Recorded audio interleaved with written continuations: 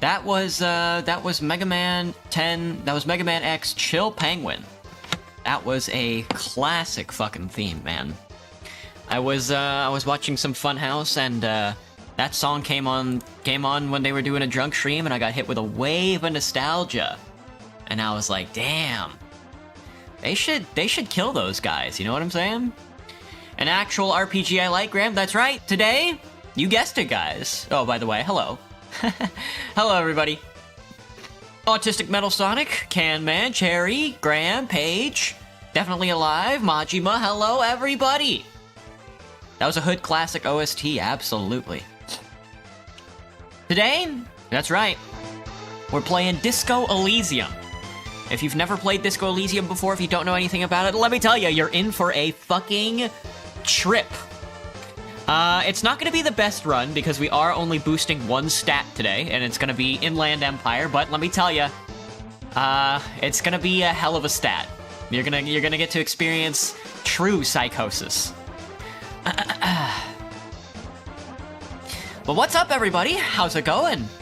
You're very sick at the moment, but you're using my stream to clear your sinuses, like taking a shot of cayenne right to the nose. I'll do my best. Disco Elysium brings a few memories. Well, I'm gonna try and do. I'm not exactly one for ranked professional racism, but I think a little bit of casual racism will do it for us today. Is it one of those games that you feel like you're high when you're playing, Canned? Well, we'll see. We'll see what Inland Empire. When I played my first run of Disco Elysium, I've only done like 2 runs. I did not really lean into the Inland Empire type stuff, because I think that stuff is kind of lame, you know? I think a shot of reality is more of my poison myself, you know? But with what we're going for today, we'll see what it looks like. We'll see what we'll crack open today. But let me get this off the screen. Today, oh my god, guys, I'm so excited. I am so excited because today tonight is the first night of the start of my weekend.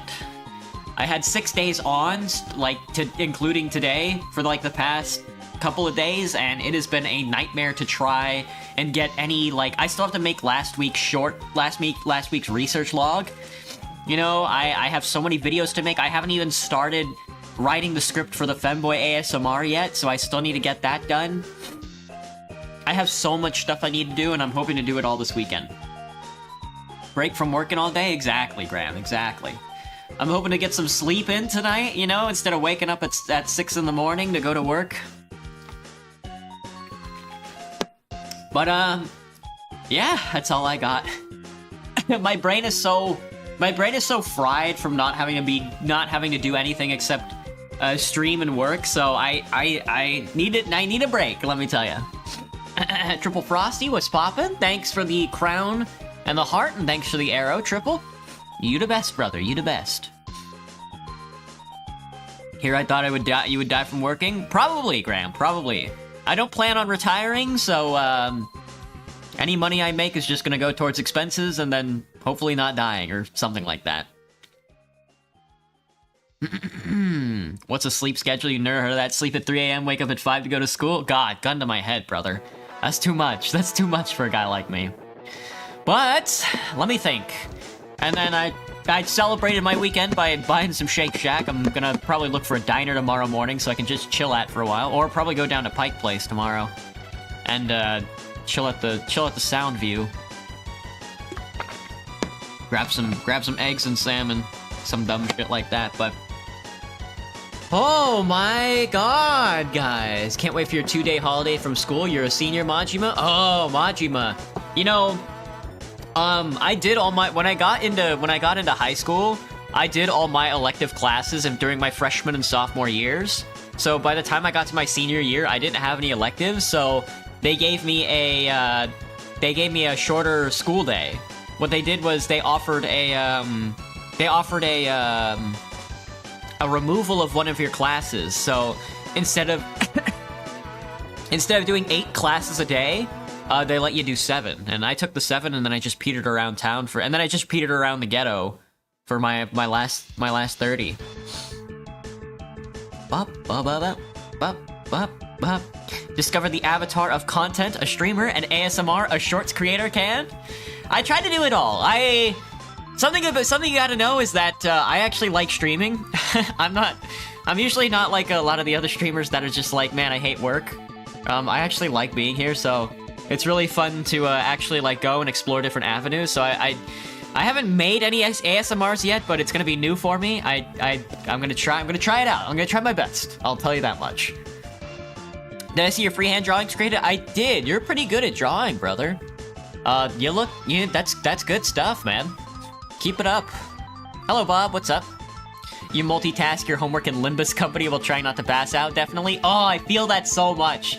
I feel that so much. When I get done streaming, I eat dinner, and I eat dinner while watching, like, YouTube videos and then looking at my computer to, like, edit videos and stuff like that, and I pretty much pass out, like, into my food. It's really funny. Your school does that for, like, internship and college classes, Machimo. That's pretty good. Yeah, my school didn't have any college credit classes, but I wasn't... When's the singing stream, Cherry? It's gonna have to be after the Femboy ASMR. I would like to do the trash eating video as well as a karaoke stream. But it's gonna have to be after the Femboy ASMR because that's what you guys voted for. It's your birthday? Happy birthday, Bob. Spider, welcome back. Well, with all that being said, how about we just get right into the news? Now, Disco Elysium is, you guessed it, an RPG made by a bunch of Latvians, or some dumb shit like that. Fucking cantankered the team that made the game, and they're making a new game with an all-new team with a soulless replication of Disco Elysium. I'm definitely going to play it because that sounds hilarious as fuck, but my heart goes out to all the people that are looking for a job now because Disco Elysium because fired them. But Disco Elysium itself is a wonderful game. It's got some very, and I mean very, adult themes in it. And I'm not talking like teenager themes that are like, oh, there's sex, there's killing. I'm talking adult themes like, oh, you're fucking miserable, and life is miserable, and you're gonna be miserable till the day you die. Stuff like that. You're gonna be miserable till the day you die, but you get to party once in a while, so it's not all bad. But we're just gonna hop into it. We're gonna boot up a new game, we're gonna create our own class, after I adjust the audio just a smidge. Bring everything down to, say, half. We'll see how this goes. There we go. We're gonna do a custom character. You did vote for the karaoke stream? Aw, Graham. What's the point of streaming if you don't enjoy it, Can? Because, well, not everybody likes streaming. But streaming is a better job than most other jobs, so a lot of people do it for the money. We're going to be avoiding all of genius. We're going to be avoiding all terrible, all intellect, and we're going to be dumping all of our stats into psyche. We're a genius when it comes to how sensitive we are. Oh, okay, I don't have to apply all my stats. And with 6 psyche, we're going all in on Inland Empire.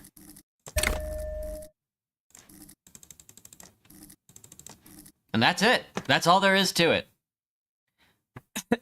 I think. I don't have to, like, apply these, like, a different way, right?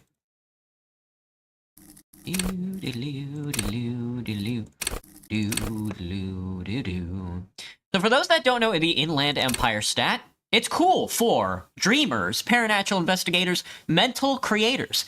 Inland Empire is the unfiltered wellspring of imagination, emotion, and foreboding. It enables you to grope your way through invisible dimensions of reality, gaining insight into that which sight can't see. What's really going on? What do these enigmatic riddles mean for the world's fate?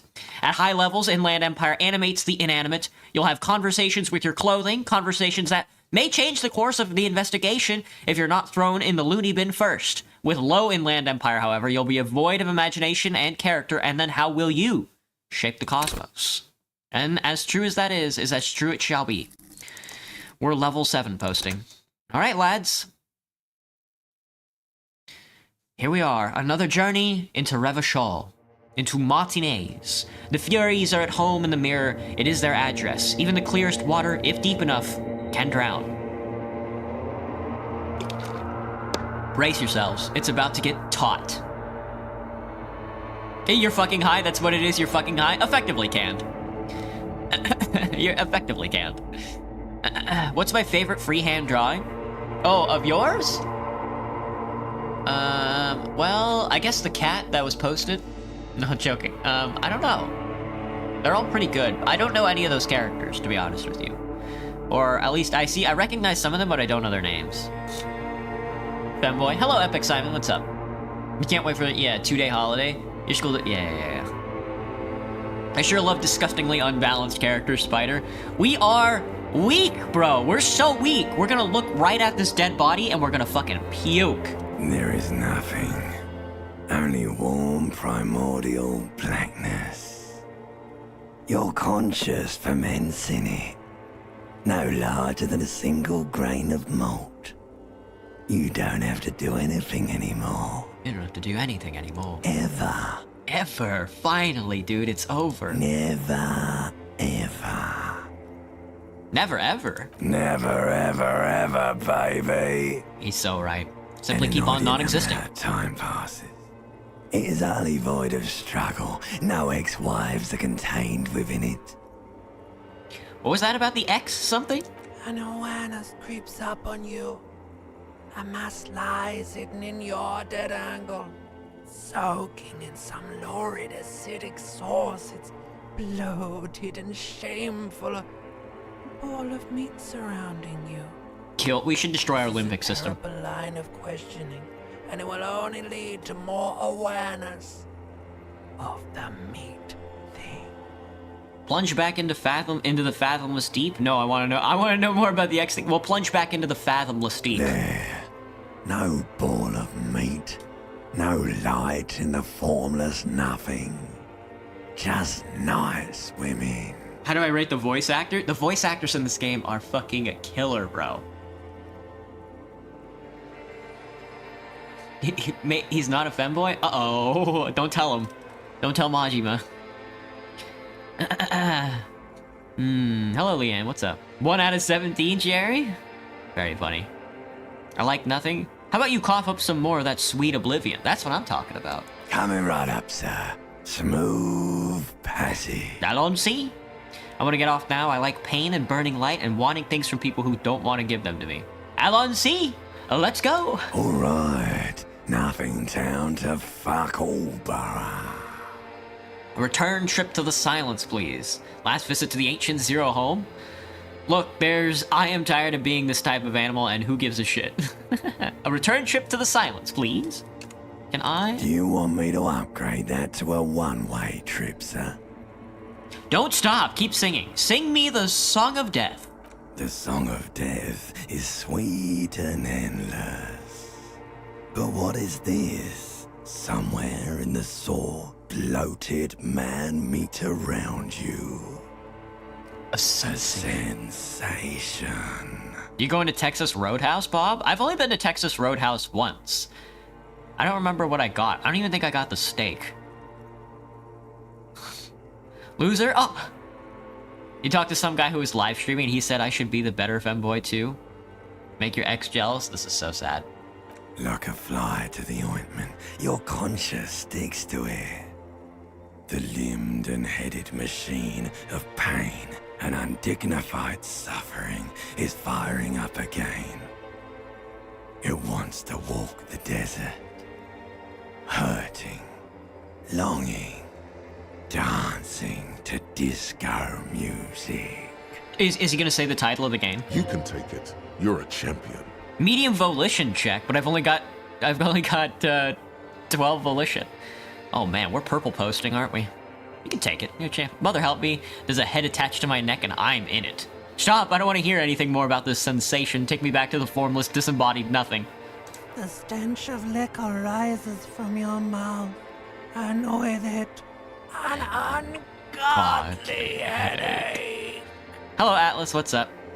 Help someone! Cut my head off! It's trying to murder the rest of me. Who am I? What sort of creature does this to their own mouth? A fiery streak penetrates your skull, trying to force your eyes open. It's a sound. A clarion call from hell. A clarion call from hell. Awaken, Arcantos. Awaken.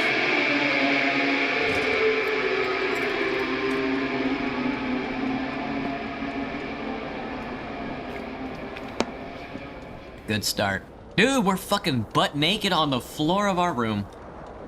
Look at that fucking suave picture, brother. Look at that fucking suave ass picture. Max me down a little. Keep the voiceover, well, keep the voiceover a little full. Let's see. Can I see graphics? I can't do... Yes, dialogue text size. Can I make it just a smidge smaller? Menu size. Yeah, dialogue text. Turn everything down. They're not gonna let me change the FPS in this game. Which sucks. I'll quick save. Alright, lads! And here we are! In fucking... I am once more... back in Martinez, in Revachol. We are studying the ways of the ninja. Because I can't limit my FPS, my VTuber model is slow mode. No. Holy Lolita, thank you for the 13 hamsters. What do I do with those? Hello, IDK, what's up? Like Theo when his weekend starts, am I right or am I right? I got like a throbbing headache. Lolita, thanks for the 4 flowers, girl. The game actually begins. How you look like on a Friday night with that? All right, well let's put on some clothes. I think. First, we definitely want our disco ass blazer. That's some esprit decor if I've ever heard. Esprit decor. And we definitely want the pants, which will down our savior fare and give me electrochemistry. You hear a jingle. Keys are clinking in the pocket of your flare-cut pants. Let's fish them out. It says, whirling in rags, on the aluminium keyring. There is a single key on the ring. The number 1 is etched on it. It should open the door. Yeah, me off stream, no pants, throbbing headache. They should open the door. Alright, let's try and get our tie. Let's see if we're dexterous enough. This fan has 2 chain pull switches. One ends in a tiny fan, the other in a light bulb. A truly horrific necktie has somehow attached itself to one of the blades. Or has it been consigned there as punishment? You feel as though this creature is your friend and wants to reattach itself to your neck so that you may continue your adventures together in this strange world. The blades come squeaking to a halt. It should be easier to reach the tie now. I have a 58% chance of grabbing the tie, bro. No! We're so fucked, dude. You reach out to grab the tie, but what's this? Diffuse, radiating chest pain. Doom comes over you. I'm fucking having a heart attack. I lifted up my arm and I'm having a damn heart attack. Did I fucking tell me I fucking died? Don't tell me I fucking You died. feel something in your chest, an unnatural pressure. It's spreading to your left arm, your jaw. I'm sure it's just Harper, so I'm guessing this is bad. Very, very bad. This is the end bad. Fucking let it all... Try to remain conscious. All you feel is pain and weakness. You have to surrender now. We all do. It gets so dark. You don't even see her face. Like you always thought you would.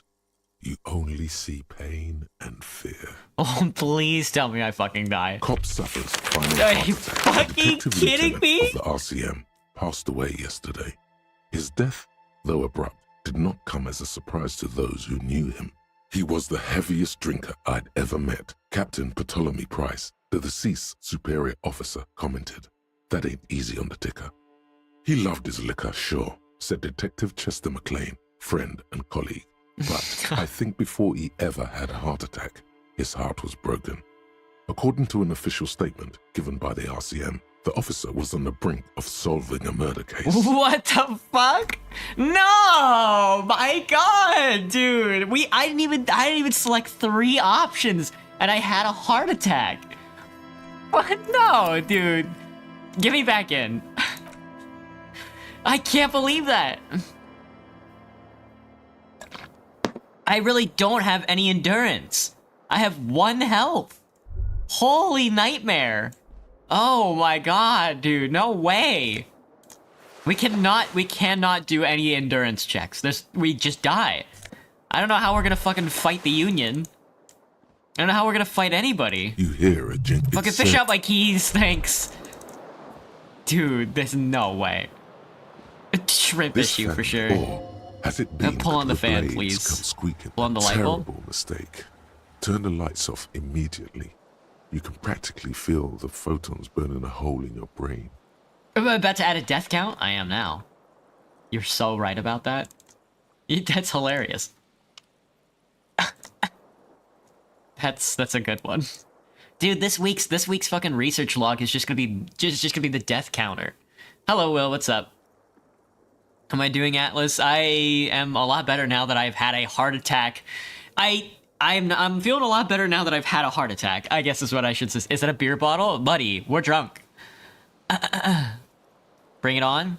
Plug in and turn off the lights. The lights are off. Alright, let's wait a while before I... Let me search the room before I try and do like the most difficult roll I've ever done in my life. Give me the beer bottle. Magnum-sized bottle of Commodore Red is empty. Looks like someone tore out the tape while the song was playing. The real player's still on, rolling empty. I got the shoes. I got the green shoes on my left foot. Alright, I got a left shoe. I need a right shoe now. Looking good, buddy. Now, I think you can die looking in the mirror, too, if I'm not mistaken. You see bottles in the bathtub, wine, beer, sweet liqueur. An undershirt, conceptualization, and suggestion. Not sure if I want that undershirt. I'm going esprit de corps. Where's my... Can I see my stats? I can. Suggestion. Suggestion's probably gonna work in favor for us. Authority. Intimidate the public. Assert yourself. Inland. We're making roads inland. We'll see if we even make it to the end of this game, dude. It should be a pretty short run, seeing as how we're only going one stat. We're not going to be able to access a lot of stuff, but it literally doesn't... So, something about Disco Elysium that you guys need to understand is that the ending doesn't matter at all. The ending is, like, the least important part of this game. Hello, Alberto, what's up? This is giving you an aneurysm, Ghost? Lamau.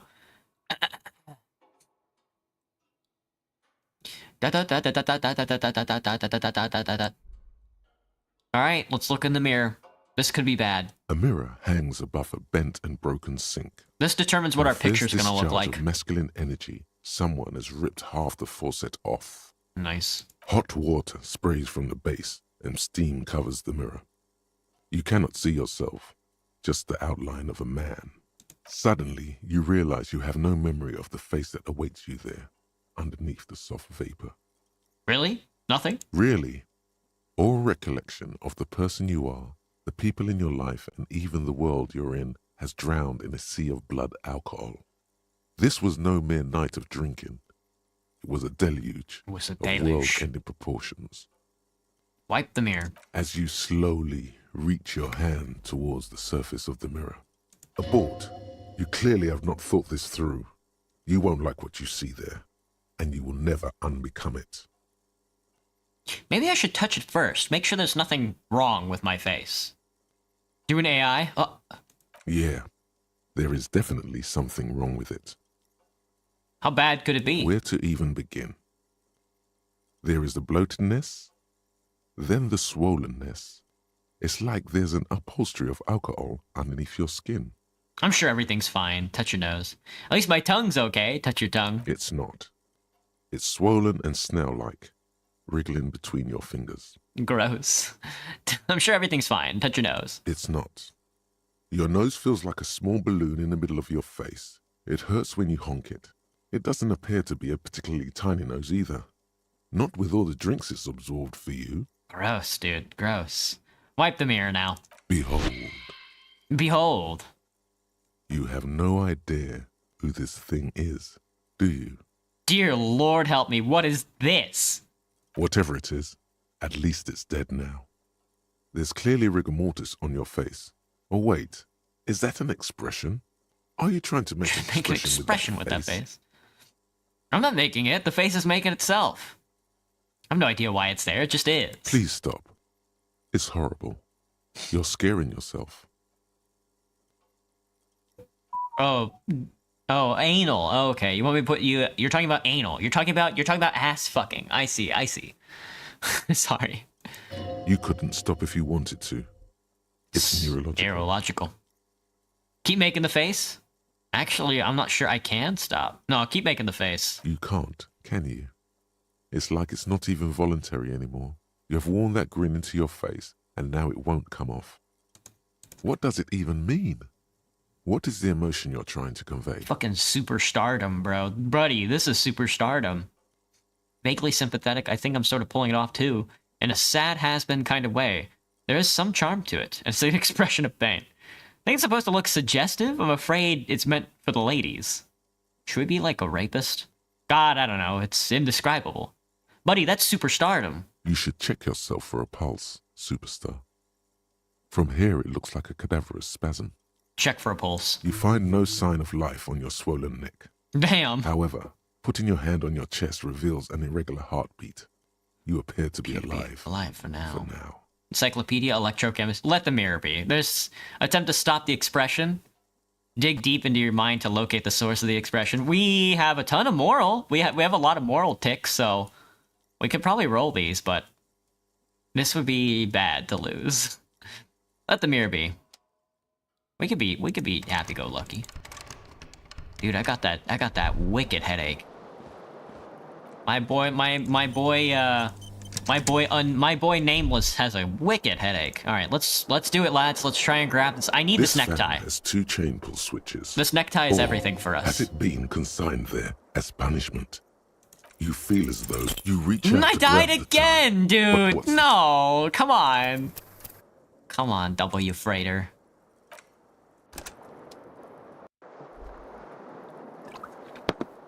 Come on, W Freighter, do this for me. We might have to come back for the tie if I keep losing. This fan has 2 chain. Or has it been consigned there? You reach out No, to grab dude, the tie. I'm not making this check. We're gonna have to come back for it. I just keep dying. Every time I reach up for this damn necktie, I have a heart attack. Fuck. All right, let's see what the damage is. Where's our boy?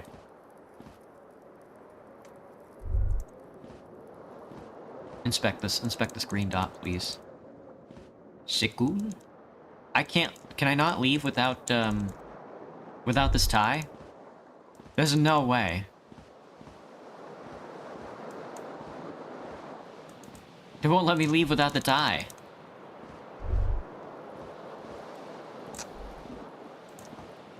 This fan has. Or has it been? The switch must be broken because nothing happens. Nothing happens. The air in the room is starting to feel like vaporized urine. A terrible mistake. Turn the lights off immediately.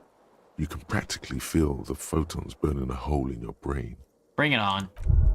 I fucking died again. I died again. I turned the lights on and I died again. You feel something in your chest. No way, dude. It's spreading.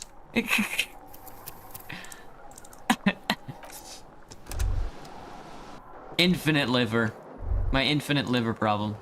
Don't let me access the door, right? Alright, well, mirror me again. A mirror hangs on the bathroom Give me the wall. encyclopedia roll. Like the rest of you, it comes from a bad place somewhere in the past. That's all you know for now. Alright, give me an electrochemistry. Attempt to stop the expression. It's too late. Like an image on film. The expression belongs to your primary motor cortex. It would take a minor neurological miracle for you to cease producing it. I don't know. I don't know what to do because I think it like locks you to some. I think your save like locks you to some rolls. That way you can't re-roll it. But I keep trying to roll it, and there we go. Okay, that's what we want. We want this door. There we are. Get me out of here. There, headache gone. Don't fucking try and have sex with the spook. There's something on the table. Oh, 40 cents. Nice. We love a little capitalism, don't we, folks? Sea container, you can open it with a pry bar. This smells like the smell of the sea is making you dizzy. Dude. A shoe? There's my other shoe. There they both are. Two identical shoes, both copiously green and indiscriminately snakeskin, reunited on your feet. Well, how do they fit? Good, they're balanced, comfy. Feels like the only good thing about you right now. Truth be told. Yeah. Alright, I don't know if I want to flirt with Classage, dude. Alright, now that we've done another thing, let's honestly, I'm gonna try it for it again. Now that I don't have a wicked headache. This fan, or has it been consigned there? You swoop Okay, up, fuck. twist the tie. Snap. It's released from the blade. Warning, warning. The necktie is no longer contained. What you have in your hand is a fantastically colorful tie with 4 or 5 different patterns. The knot reminds you of a noose. Indeed. And there's our necktie. This necktie is adorned with a garish pattern. It's disturbingly vivid. Somehow you feel as if it would be wrong to ever take it off. It's your friend now. You will betray it if you change it for some boring scarf. Oops. My shoes? They may have been lost some of their luster over the years, but these green crocodile leather shoes fit you perfectly. There's my disco-ass blazer. Halogen marks, nice. Looks like someone skinned this blazer off some long-extinct disco animal. It has an enigmatic white rectangle on the back and the right sleeve. Indeed it does. This white satin shirt used to be fancy. It used to really catch the light. Now it smells like someone took a piss in the armpits. These golden brown trousers are flare cut. Normal bell-bottom trousers would be boot cut, but these are far more normal. They are someone's piss-soaked, cum-stained party pants. They're my piss-soaked, cum-stained party pants, I'll have you know. I'll have you know these are my piss-soaked, cum-stained party pants. Google knows about me? Well, it's a good start. Calendar says it's March. The year is 51. Hello, officer. Alright, Classage. Why did you fucking kill that guy? Is this Depression the Simulator? Yeah. I forgot to update the death counter, Graham. Raises a cigarette to her lips. That's 2. Classage, Miss Orange Disco Dancer. Officer, am I military personnel? No. She seems perplexed by your question. There's only one solution to this. You're a businessman. Wait, I know. I'm a businessman. Chief Executive Officer, right? The young woman shakes her head slowly. Okay, Chief Technical Officer. No. You're a police officer, sir. Are you sure? I am, yes. Unless you've been feeding us a set of very well-rehearsed lies all this time. She takes another drag. You've been here for 3 days. On official police business, no less. Less deaths than Dark Souls. And what business is that? Couldn't say. In truth, so far, mostly drinking. Oh, fuck. I have to click it. I have to fucking click it. Suggestion, challenge 12. Try the expression on her. Let her know you want her, physically. Try the expression. Oh. Come on. Why are you still doing this? Oh. I'm at death's door, bloated, a goner, and still... Does the longing ever stop? Alcohol raises testosterone levels, especially in men. The levels remain elevated after inebriation ends and the pain begins. You seek comfort. It's only natural. She puts out her cigarette. Please go away. Yeah, please leave. Please leave. She looks back at you, a light glinting off her eyes. And now, it never stops. Goodbye. Why do we have to be a creep, man? Looks like she left a nice long stub in the ashtray. It's still smoking. Quick, grab it out of the ashtray and smoke it. You think she'll let us have sex with her? The door is closed. Knock. There is no answer. A tremendous loneliness comes over you. Everybody in the world is doing something, something? without you. Without you. I am so alone. The door is indifferent to your loneliness. The world does not care. Knock again. Still no answer. Knock again much harder. Still nothing. Try the handle. This door can only be opened with a key or from the inside. What an observation. This door can only be opened with a key. Why do I kiss everybody? This is the weekend edition of the satirical newspaper Trump Le Monde. Because, I don't know. We love a little emotional investment. Oh, fuck, dude. There's our boy. Now, isn't this some fucking dive bar? Everything's overgrown. Summer door closed for the winter. Very funny. Wait, I gotta analyze the nonsense. This is where the lyrics would be. A big old karaoke mic just waiting for someone to sing into it. We'll try and find... I'm not sure if we can get... The speaker's connected to the radio. The music is seasoned with static. You should totally sing karaoke here. The first chance you get. Your emotions need to be expressed. People need to know your vast, oceanic soul. Dude, my soul is immense. Utterly. And it needs to be heard. Through a PA system. Through a PA system. By other people. This goes well with the theory I'm developing that I'm a down-on-my-luck superstar person. What should I sing when it comes to it? You have not yet stumbled on the right lamentation, but it's out there. It'll come to you. You will wreak havoc with it. Don't worry. Is your soul empty? Isn't that the point of this game? Lamentation sounds good. They'll really get a gauge on my soul with that. I was thinking maybe I could sing something happy, get the people going. Lamentation sounds good. Right.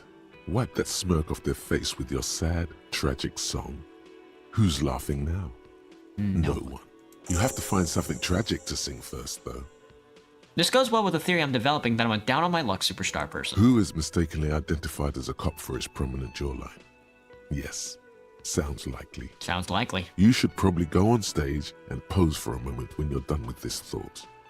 See if it works. See if it works. Maybe I will.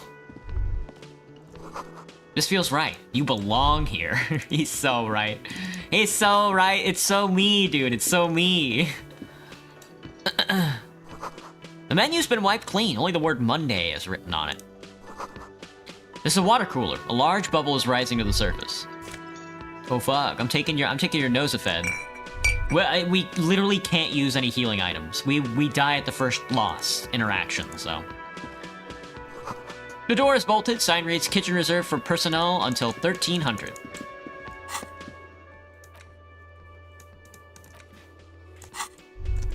And we gotta talk to the bartender. We also have to talk to Kim. The sign reads mess hall reserved for union members. Door opens at 1600. Let's see. The Royal Pinball Machine is unplugged. No, not the pinball machine. Alright, let's see. A bottle of rum has been knocked over. Beautiful dark liquid is spilling out. Sleeping dock worker. A man is sleeping at the table wearing mud-caked boots and rolled down overalls. The back of his shirt reads Wild Pines encircled by a logo with a tree. On the counter, rolled out of his open hand, you see a blister pack of headache medicine. Pick up the pills. The man does not mind. You probably need them more than he does. Wake him up. You gently shake his shoulder, but nothing happens. This man could probably sleep soundly in a ship's engine room. Hello, Ola. What's up? Don't fear, citizens. Hello, Cricket. I can't wake him up. He's gonna be asleep for days. Alright, barkeep. What's poppin'? A man in his late 20s stands behind the counter. Gart, the cafeteria inspecting manager. A stuffed seabird. As you approach, he Gooning gives you while a sick. sideways glance, Ouch. then looks down again. That was disdain in his eyes. Even now he is purposely ignoring you. Looks like he's not a fan. Looks like he's not a fan. I sense you're not a fan of mine. Look at the stuffed bird. I sense you're not a fan of mine. Oh no, you're a hero. A real hero cop. So not only am I cop, but I'm also a hero? Yes, you are. A real decorated hero. What did I do? What did you not do? First you took the body down, then you solved the murder, then you didn't trash my hostel room. Maybe you even negotiated the strike. Oh man, I did all those things? I'm guessing I didn't do all those things. Ah, I did all those things? No, you see, actually, you didn't. You haven't done anything even remotely useful since you got here. What have I been doing then? Have you seen me around? No, I haven't seen you around. I'm not always here. Look at the stuffed bird. A competent work of taxidermy. The white and brown seabird lies among piles of coasters and drying mugs. One of its wings broken. The man is trying to mend it. I wonder what happened. Looks like the bird was ripped off the shield that was used to mount it, most likely on a wall. Your new nickname is Gooner? How do you rate my sanity? We're doing good so far. We'll see how fast it breaks down. Something about it makes you feel bitter. What happened to your bird? Look, your buddy is over there. He looks at the doors where a man in a bomber jacket is tapping his foot on the floor. Why don't you go and talk to him, okay? What do you mean, my buddy?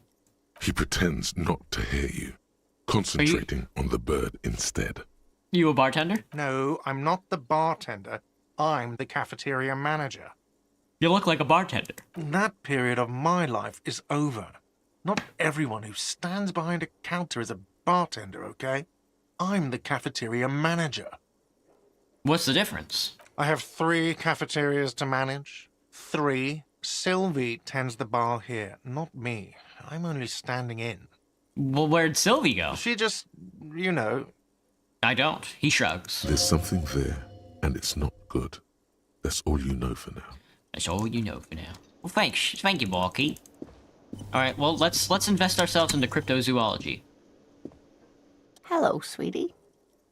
You shouldn't keep your colleague waiting. She nods toward the man in the orange bomber jacket. Oh, I guess we'll do that later. Kim, old Kim. If it isn't fucking Kim, dude.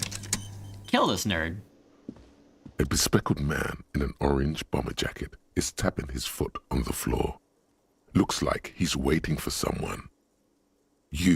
As you approach, he narrows his eyes and extends his hand in greeting. If an assault were launched on this building right now, if the windows came crashing down and the whole world descended upon you, this man would hurl himself in death's way to save you. You are sure of this. But why? But why? Shake his hand. Hello. I'm Kim Kitsuragi, Lieutenant, Precinct 57. You must be from the 41st. Indeed, Kim. You realize he's waiting for your name. This is your chance to come up with a really good name for yourself. Get creative. Conceptualize. Invent a new name for yourself. We got it, dude. Makes you squint your eyes. Your name should be deep gold and orange, like a forest fire looming on the horizon, but mixed with the stench of liquor rising from your breath. You're 2 steps closer to it, but there are still many to go.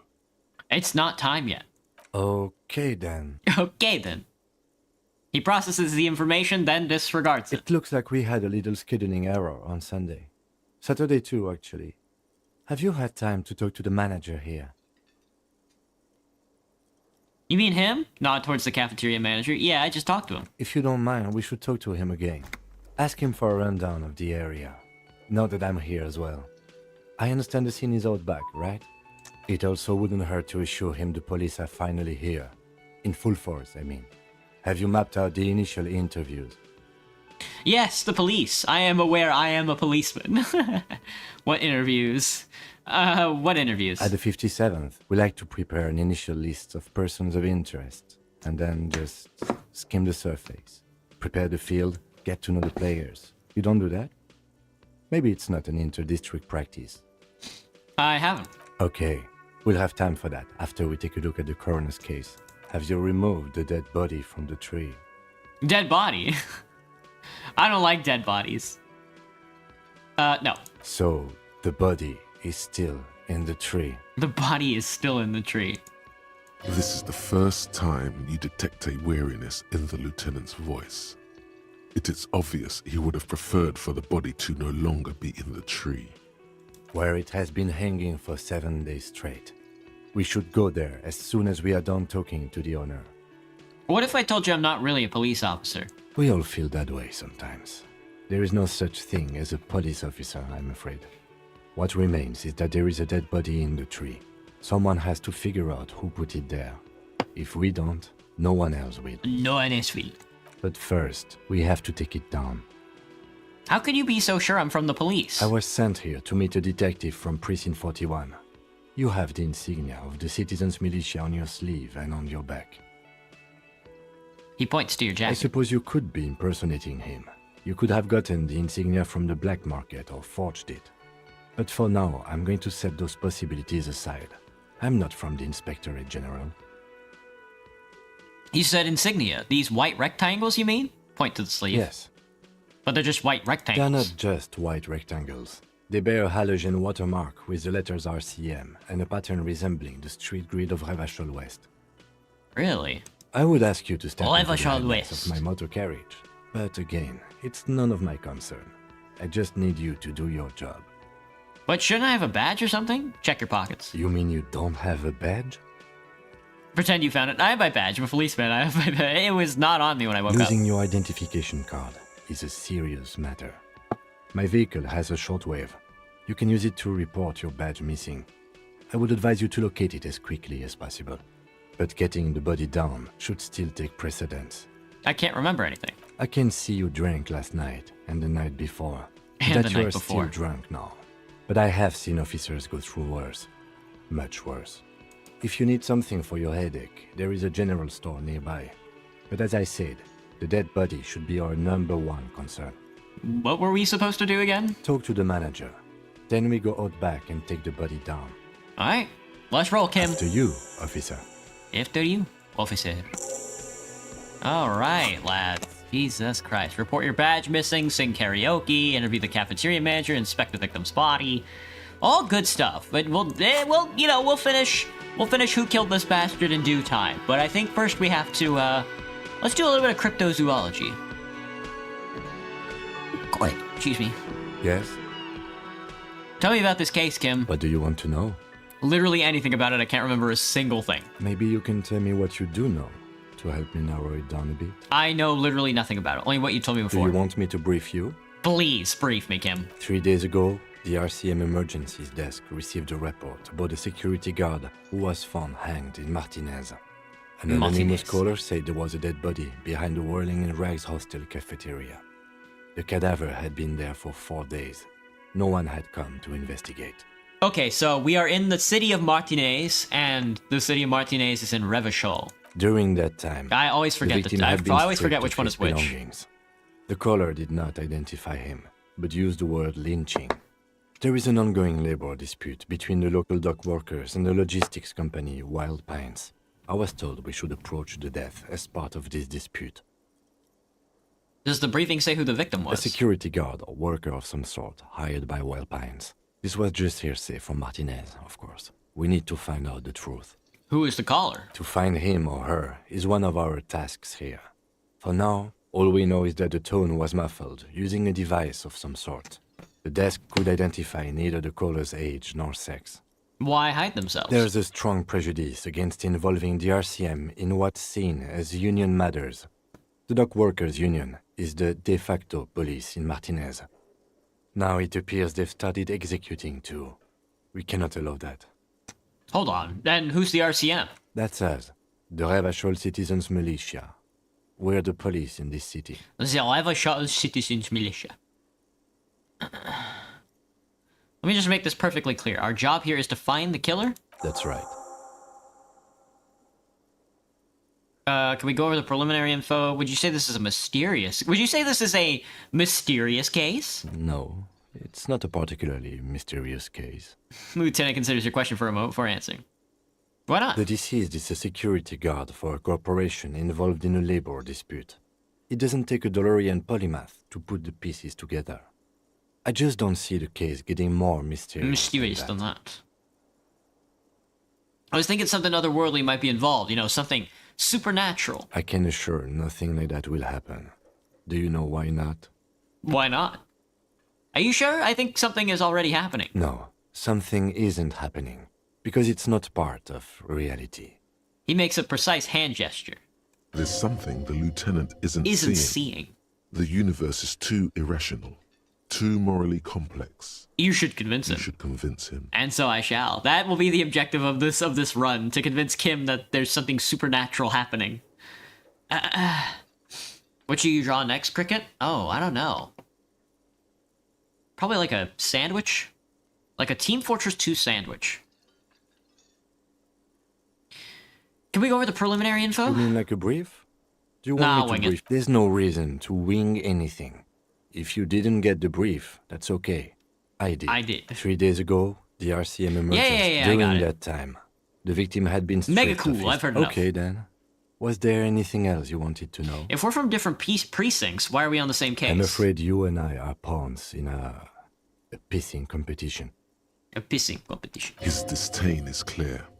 This man would not use such an expression otherwise. What do you mean? You don't know? I assumed you were in on it. I don't remember being in on anything. You know what I'm in on? Retrograde amnesia. Better still than an imbecilic cop-off. Cop off. Tell me about it. It's just stupidity. We shouldn't waste any more time on it. If you want my take, ask me after we've inspected the victim. You should tell me now. This seems relevant. Later. His voice Was is there anything unflinching. else you wanted to know about the case? Actually, I got it all, bud. Good.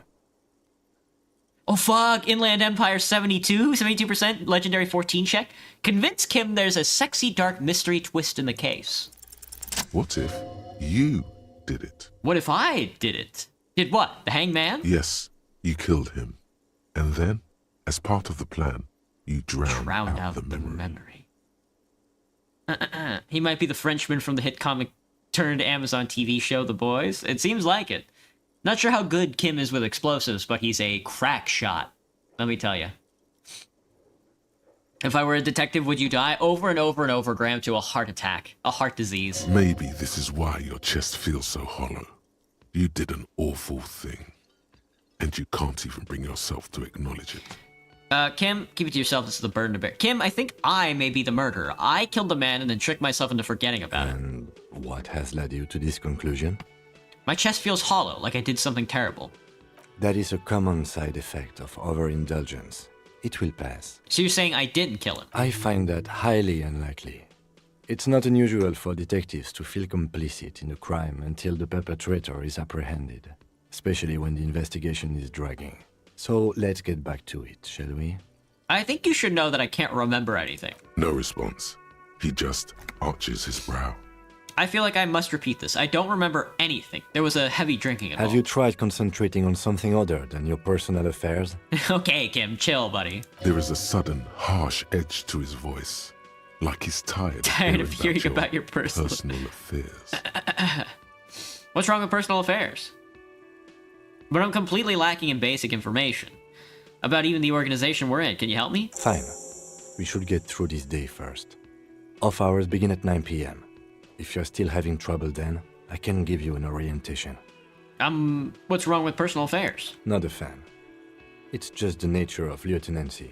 Lieutenancy. So what should I concentrate Try on? work. The case at hand. It can work miracles. I'm afraid this is a medical situation, Kim. Really? You look fine to me. I'm talking serious. Unbelievable damage here. I saw myself in the mirror and had no idea who I was. This psychodrama is unbecoming of an officer. I'm not psychological. It's not psychological. Some sort of major brain damage has occurred on an unprecedented scale. Then you should consider seeking medical attention. You can use the radio in my kinema to call your station's Lazareth. Was there anything else you wanted? I wanted to talk about you, Kim. Me? Yes, you. I don't see how my life is pertinent to the investigation. We'll work better together if we have more rapport. That's a fair point.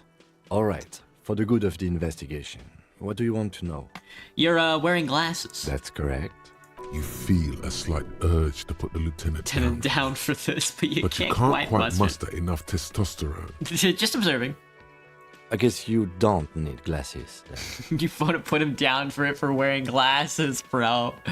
You don't look like the other people around here. That's because I'm half Seolite, or quarter. My father's father was from Seoul. So was my grandmother, but from my mother's side. It's not an shakes his head. interesting topic. What is Seoul? It's a part of the world, officer. A geopolitical entity and a geographic division. I told you it wouldn't be interesting. You're only making it sound uninteresting. I still want to know more about Seoul. You're barking up the wrong tree. I don't speak a word I can't of believe Kim Seollite. is Korean, I've bro. never met either one of my grandparents, and I've never been to Seoul. I'm a regular Rêvacholière. It's my favorite gay couple in fiction. For real, dude. For real. A regular Rêvacholière. He's glad to have shut down your question. He's glad to shut. Tell me a secret about yourself. No. No. Ask again. Your brain sends the signal to your lips, but they refuse the order. Something is paralyzing them. You're pretty sure it has something to do with the lieutenant's eyebrow. The eyebrow is exercising Psionic control. over you. What's happening to me? Something the matter, detective? This guy's got authority off the charts. With just the flick of his eyebrow, he's able to make you his thrall. What can I do about it? Nothing. You better hope he doesn't abuse his authority. There's a lot of it. Silently scream for help. If the lieutenant were an evil man, who knows what sort of havoc he could wreak. Fortunately, he is a committed officer of the RCM. He'll only use his powers for the good of the investigation. The lieutenant relaxes his eyebrow, and you seem to regain control of yourself. Do you ever talk with yourself? What do you mean? You know, when you're thinking. Do you ever have conversations with, like, your brain? I have no idea what you're talking about. So how do you know? What? Think? I do most of my work inside my notebook. The lieutenant produces his small blue notebook and idly thumbs through a few pages. That's where his conversations with himself take place. I see. That's all for now. Good. Let's change the subject. You seem to be following me. Excuse me? Nothing, just an observation. You have a distinctive way of walking. If I were to walk in front of you, we would surely collide. What do you mean distinctive? I hope you don't take this the wrong way. It's just a collegial observation. In the 57th, we call it the Jamrock Shuffle. Officers fuck. from Jamrock's 41st Precinct tend to move a bit erratically. We call it, this is a Jamrock Shuffle. They say it's a scene-clearing technique developed by one of your lieutenants for gathering evidence. It's erratic, yet thorough. Prioritizes containers. That's racist. I don't prioritize containers. You're kidding me. Why containers? I don't know. Containers contain, I guess. I'm making assumptions. We should move on. My guy got that good Jamrock Passing Shuffle. along frivolous interdepartmental stereotypes is not usually his oeuvre. He regrets bringing it up. He regrets bringing it up. My guy regrets bringing that shit up. Thank you, Kim. Very cool.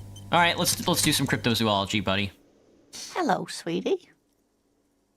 Who's Sweetie? Does that mean you like me? You're a handsome man, officer, with your mustache and your chiseled jaw and that silly dimple on your chin. But dear, you're not for me. She I'm looks too off on old this. and too married besides. Too old and too married. Did you shit your pants? Not as badly as Double Lieutenant Euphrates. Sorry. Double Euphrates fucking Jamrock Shuffle Harry Dubois here. In another time and place, she might have flirted back. But that ship sailed long ago. You must forgive me. I'm getting so scatterbrained. I completely forgot to introduce myself. She slaps herself on the forehead. I'm Lena. My husband Morel and I are staying with our friend Gary just down the street, but I come here for tea when they're away. Her eyes glitter over the rims of her glasses as she looks up, smiling. This Lena is wacky enough for the motley crew. Hire her on the spot. How'd you like to roll with me? Whatever do you mean? I want you to be my wheelchair partner in fighting crime. Ridding backyards of corpses, catching sequence killers. Sequence killers? Oh my. She sounds impressed. But I think you already have a partner, sweetie. A partner who needs you to help him get a corpse down from a tree. I know, but there's also side mysteries, sequence killers, and forays into the paranatural. I can assure you with absolute certainty, there are no sequence killings taking place in Martinez. Now, gentlemen, no need to squabble. I wouldn't be of much use to you anyway, sweetie. Why? 3 heads are better than 1, better than 2. Thank you, but She looks out the window Martinez wistfully. isn't the most wheelchair-accessible place, you see. I'd slow you down. Perhaps another time. You seem to be in a chair. Yes, dear. I'm a paraplegic. Could I become a paraplegic? I hope not. Although the work you are doing for all of us is quite dangerous. Towering over her in your insignia, you make her feel safe. Nod grimly. Someone has to. Maybe it wouldn't be so bad hanging out in a chair playing pinball. Actually, this machine is broken. She taps on the greasy glass of the pinball machine. What the hell's a paraplegic? It means I can't use my legs. I was in an accident some years back, injured in the line of duty, as they say. Were you a rugby player? Oh no, far from it. Although, I did come out to watch the boys play when I was in school. Oh, those tan calves. Gross, gross, gross, dude, gross. What'd you do then? I was a training and development manager at a rapidly expanding mail-order shoe company. Nice. Mail order shoe company. You'd think it would be a safe job, but I had to be everywhere, and, well, once I happened to be under some faulty scaffolding. Damn. I was lucky. This was almost 20 years ago, and I was compensated exceptionally well. One can only dream of such payoffs nowadays. She runs her hands over the chrome wheels of her chair. Well, thanks for clearing that up for me. Let's move on. No problem. She nods, smiling up at you from behind her glasses. There is no bitterness in her voice. She accepted the curiosity her condition inspires a long time ago. I don't know if you've noticed, but I don't know where I am or what I'm doing or anything. Your model gets really sleepy when you look down to the side. He's a sleepy guy. I'm a sleepy boy. Yes, officer. You look rather dazed. Like a stunned fox. But surely things can't be that bad. Her eyes follow your movements with some concern. She won't judge you, no matter what you say. Yeah? I drank so hard I forgot literally everything. Oh my. You know where we are, right? The Whirling Rags in the Whirling in Rags cafeteria? It was on my key. A war zone at the edge of the world. We're dead, haunting each other. We're ghosts. Now. She tilts her head as she looks up at you with maternal solicitude. We are live in a hostel called the Whirling in Rags. And the Whirling itself is in the city of Revachol. The city is Revachol. Revachol is in Martinez. Fuck, dude. I always mix the two up. Honestly, I don't know diddly squat about Revachol. What kind of place is this? How would I even begin to tell you? Her gray eyes widen. Revachol is the most beautiful city in the world. We're fortunate to be here, you and I. I haven't seen very many other cities personally, but everyone says so. Revachol is a rare jewel. This city used to rule the world, though it has seen better days. There's a pause as she studies your expression. You must look quite lost. Speaking of history, you know what year it is, yes? It's a bad year in my late 40s or 50s. I don't even know how old I am. There. The year is 51, and spring has only just started. I'm sure there are better days ahead. The lieutenant studies you, rubbing his chin. Rubbing his chin. I'm beginning to suspect that you might indeed be completely adrift in this reality, thinks the lieutenant. How can it be that bad? Never mind. We're in this now. We're in this now. I can tell that this is taxing for you, so I'll just ask one more question. What regime are we living under? What mode of government? I played this some years back, right, Graham? Yeah, I did. I wasn't as thorough as I'm being like right now, but I know most of all the information. Not all the endings. I don't know everything, but I know most of like the lore of like the city and like the history and stuff like that. Cops, we're living under a cop regime. Radios are being used to control people's minds and distort our perception of reality, concealing our true masters, foreigners, and women, bro.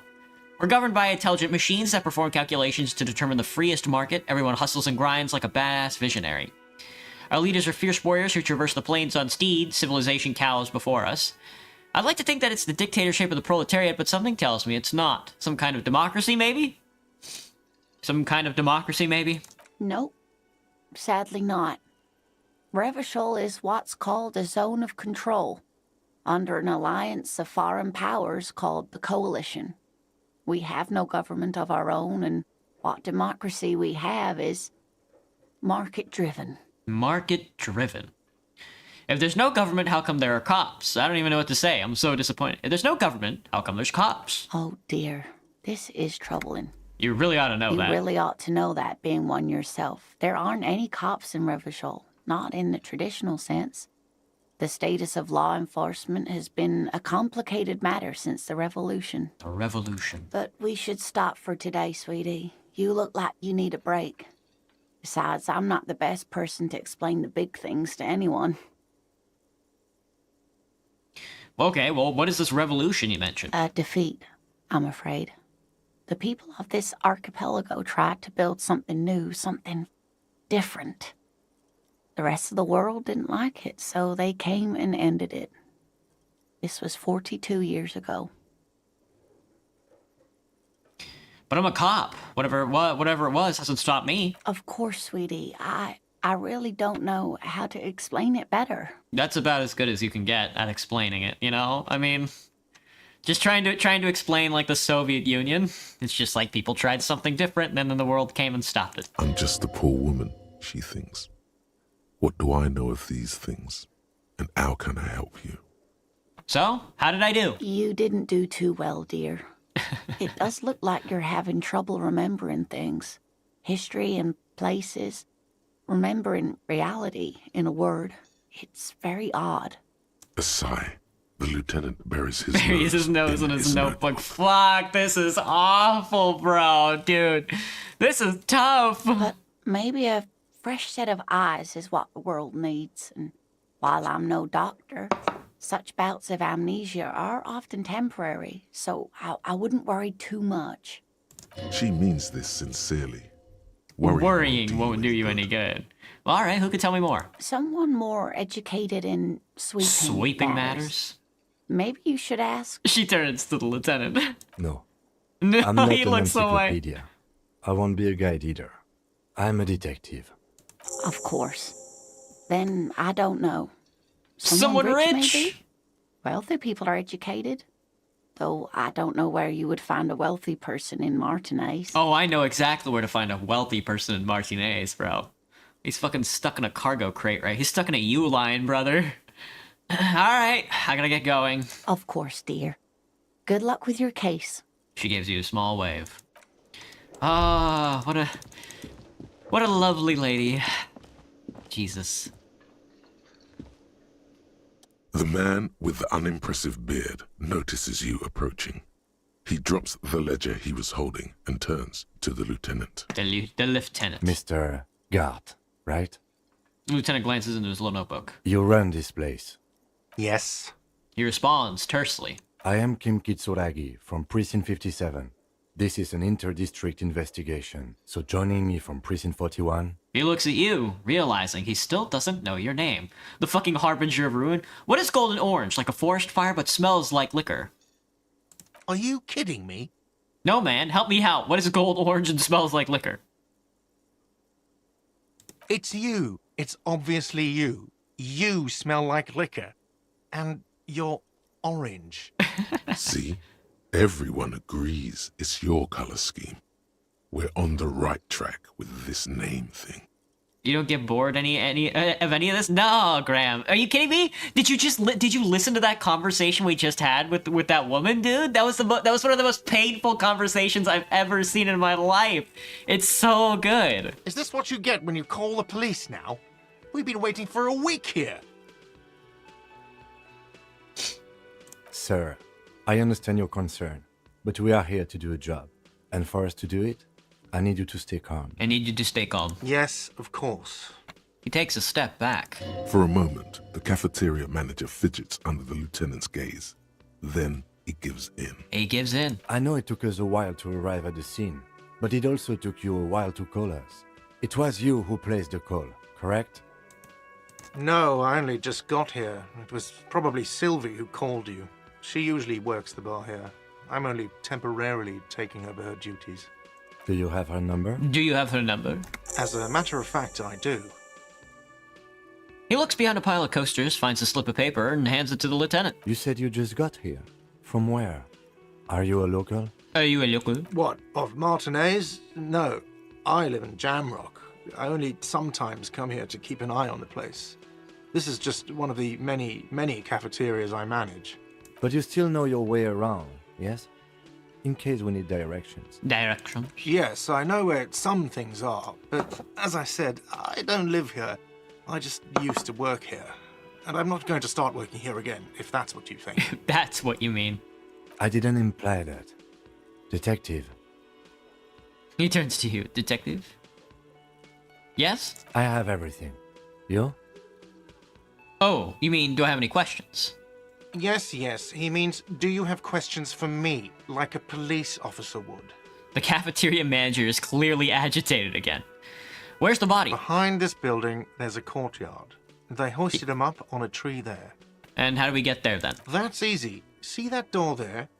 He points First, towards you the exit west. through that. Then, to your right, you should see a big hole in the fence. A really big one. You can get to the courtyard through there. No need for the keys. The hole is big enough for the Franco-Nigerian cavalry to fit through. Does he want you to feel guilty of making that hole? It's implied in his voice. It's implied in his voice. Who killed him? I don't know who killed him. I'm not the police. That's your job. Okay, but did you kill him? What are you, crazy? Of course I didn't kill him. Where did Sylvie go away? She Why did went Sylvie go away away? because none of your business. This is the second time you've avoided the subject. Oh my god, what is your obsession with this Sylvie person? Get over it. No, whatever. Maybe it's he who's obsessed with this Sylvie person. Certainly Certainly sounds like it. Alright, that's all. Let's go. I got fucking 30 Not XP so for that. fast. You owe me 130 real. 130 real? I'm getting a drink. Fuck this guy. Whatever, dude. Whatever. Kill yourself. What the hell, man? $130?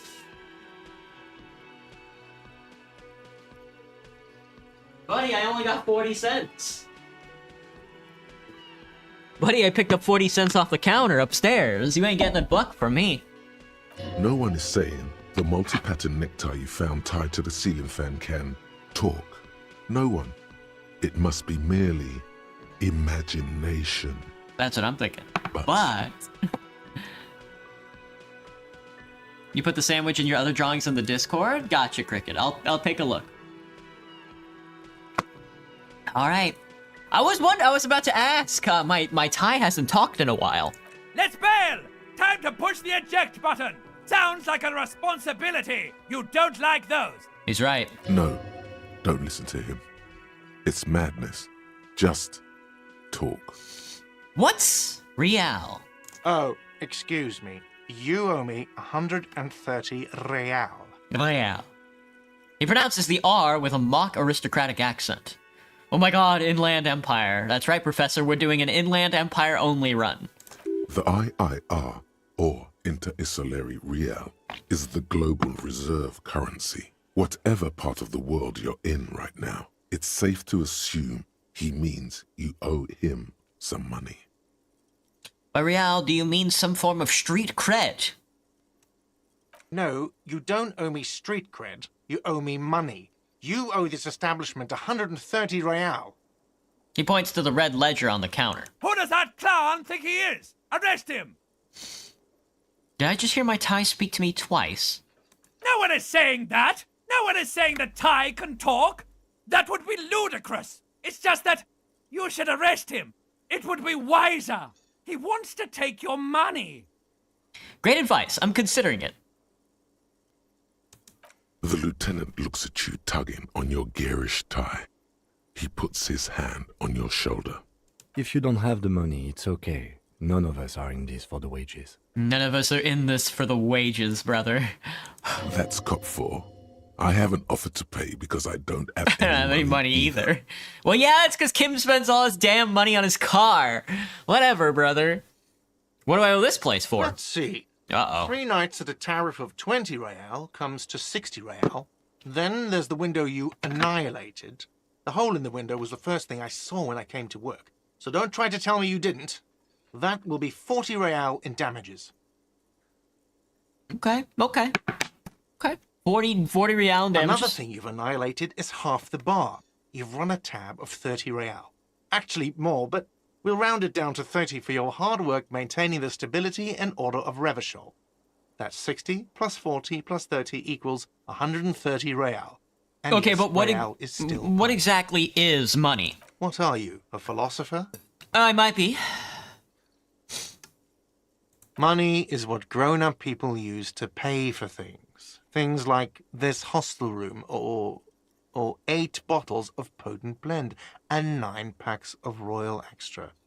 We use it for everything, really. Interesting. Where do I get it from? Why do I need it? For survival, to pay me. Unless you want to become a hobo. Do you want to become a hobo? There's nowhere else to stay in Martinez, and it's a cold spring outside. Money doesn't make you happy, but it lets you be unhappy for a while longer. If you run out of money, you die. It's like that for all of us. Me too. That's why I need you to pay me. Pay me. I'm not an asshole. I'm not an asshole. Interesting. Well, where do I get it from? Are you serious? From your work? I don't know. You can take bribes, I guess. He I'm looks sorry. Lieutenant. I don't think cops can take bribes. Some do take recompense, but only to survive. But don't need to survive. Sure, dude. Is this money? Yes, it is. That's 10 plus 10. That's 10 plus 10 plus 20 equals 40. I'm now down to 90, right? Keep the money. There's a shuffle of nylon as Lieutenant Kitsuragi looks for something in the pockets of his orange bomber. You're under arrest. You can't arrest me. I haven't done anything. Put this man in his place. From the bottom of your blue soul, A term emerges. Refusal to aid an officer of the peace. You are impeding me from carrying out a murder investigation with your inane requests for money. But it's not inane. You owe me money. It is cruel of you. A man has been killed. File a request for compensation with Station 41. We need to work now. Okay, you'll only have to pay for the window. And the drinks. That's 70. I'll get the rest from your stupid station. I have no memory of drinking them. I'm not paying for I have no memory of drinking your alcohol because I blacked out. Therefore, I'm not paying for your drinks. Clearly, dude. The ledger does. The ledger has a memory. The drinks are non-negotiable. There's no way your station will pay for them. Okay, well, I'm not paying for a window. Fine, I'll take it off the bill. You want to sleep in a post-apocalyptic shithole? Go ahead. But I'm not giving you another room. Cool. No, not cool. You still owe me 30 for the drinks. If you don't have it by tonight, I'm not letting you back up there. He points upstairs. Master Rage, Baiter, and Hustler. That's enough now, sir. Good day. All right. By the way, where is home? The address is coming up blank, and this place sure isn't it. Do I even have one? But you've been at this hostel cafeteria for only 3 nights. Where were you before? You had to be somewhere. Marvel Hill? Why did you say that? Just synapse is firing. It doesn't mean anything. Less meaning for me. Lieutenant Kitsuragi, do you know a place called Marvel Hill? No. He But thinks isn't for a that an moment. expression, not a place? An expression? A saying. Up on Marvel Hill, a great high place. One that is impossible to climb back to. Yeah, that'll do it. Damn, dude, that hits like a rock. That doesn't sound like somewhere you can stay if you run out of money. I'll live in a dumpster. I don't care. Fuck everything. Hobo cop. Entertain the thought when you get the time. Maybe being a hobo and a cop has its Has its advantages. advantages. It's all. That's right. Another aspect of this game is that you get thoughts, and there's a shitload of them, and they give you different bonus stats after you think about them for a while. There's all kinds of stuff. There's like Krasmazov type shit. There's capitalist type shit. I have not done a lot of these. A lot of these change up every kind of run, but I'm definitely gonna go for Hobo Cop if I can. But let's think on it. Let's internalize this type of shit. Temporary research bonus. -1 composure. Ungainly rambling. Research time is 4 hours. Hobo cop. A cop and a hobo. A hobo cop. Upsides can be disheveled, doesn't have to wash, carries himself with a lurch gusto. Hobo cop doesn't need anyone or anything. No one can kick you out because you don't have a home. Never pay rent again. Never again hear you're a drunk. Why do you even come here, Harry? Go home. You're embarrassing yourself. Downsides? Are there any? I mean, seriously, give me one. Let's think. You can really only internalize a couple of things at once. You need extra points to unlock extra thoughts and stuff like that. Which, honestly, this is probably going to be a pretty heavy thought-based run, seeing as how we're only investing our stats into Inland Empire, and we can only go up so many Inland Empire stats. So it shouldn't be too difficult for us if we fucking survive the night. There's an end-of-day brief with Kim, which we would like to get to. Quick save me, Doc. All right. Let's keep this Jamrock shuffle rolling, I say. All right, out onto the streets of Revachol. First, let's look in the trash can. There are bottles inside. You could pick them up if you had a bag, and that's right, we have to find a bag. This Post Lavantorie mail collection box has been heavily vandalized with graffito. Not A closer graffito. inspection reveals 2 bullet holes in the front. The deep voice sounds like Jacksepticeye. That's funny. You were kind of a hobo before? Yeah. Good mail delivery box. Pat the box. Good little box. The box seems happy. Fucking kick the box. Alright, we gotta look for... I don't remember where the trash bag is, to be honest with you. We gotta find it, though. Some great tectonic force has cracked the pavement like an eggshell. I wonder what it was. The worn and beaten wooden planks of the bench do not look overly comforting. We can sit on benches after we've solved the murder. Let's go. Alright, before we do anything, let's, let's go and... Before we do anything else, before we talk to Sylvie, before we call the apartment, let's go look at the body. Fucking Caillou over here, dude. The letter R wears a crown. On the ribbon below, a light above descending.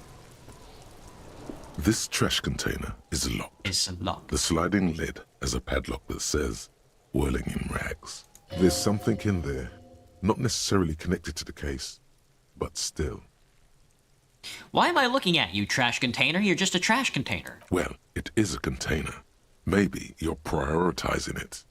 Lieutenant, what do you think could be in there? Trash, food waste from the cafeteria.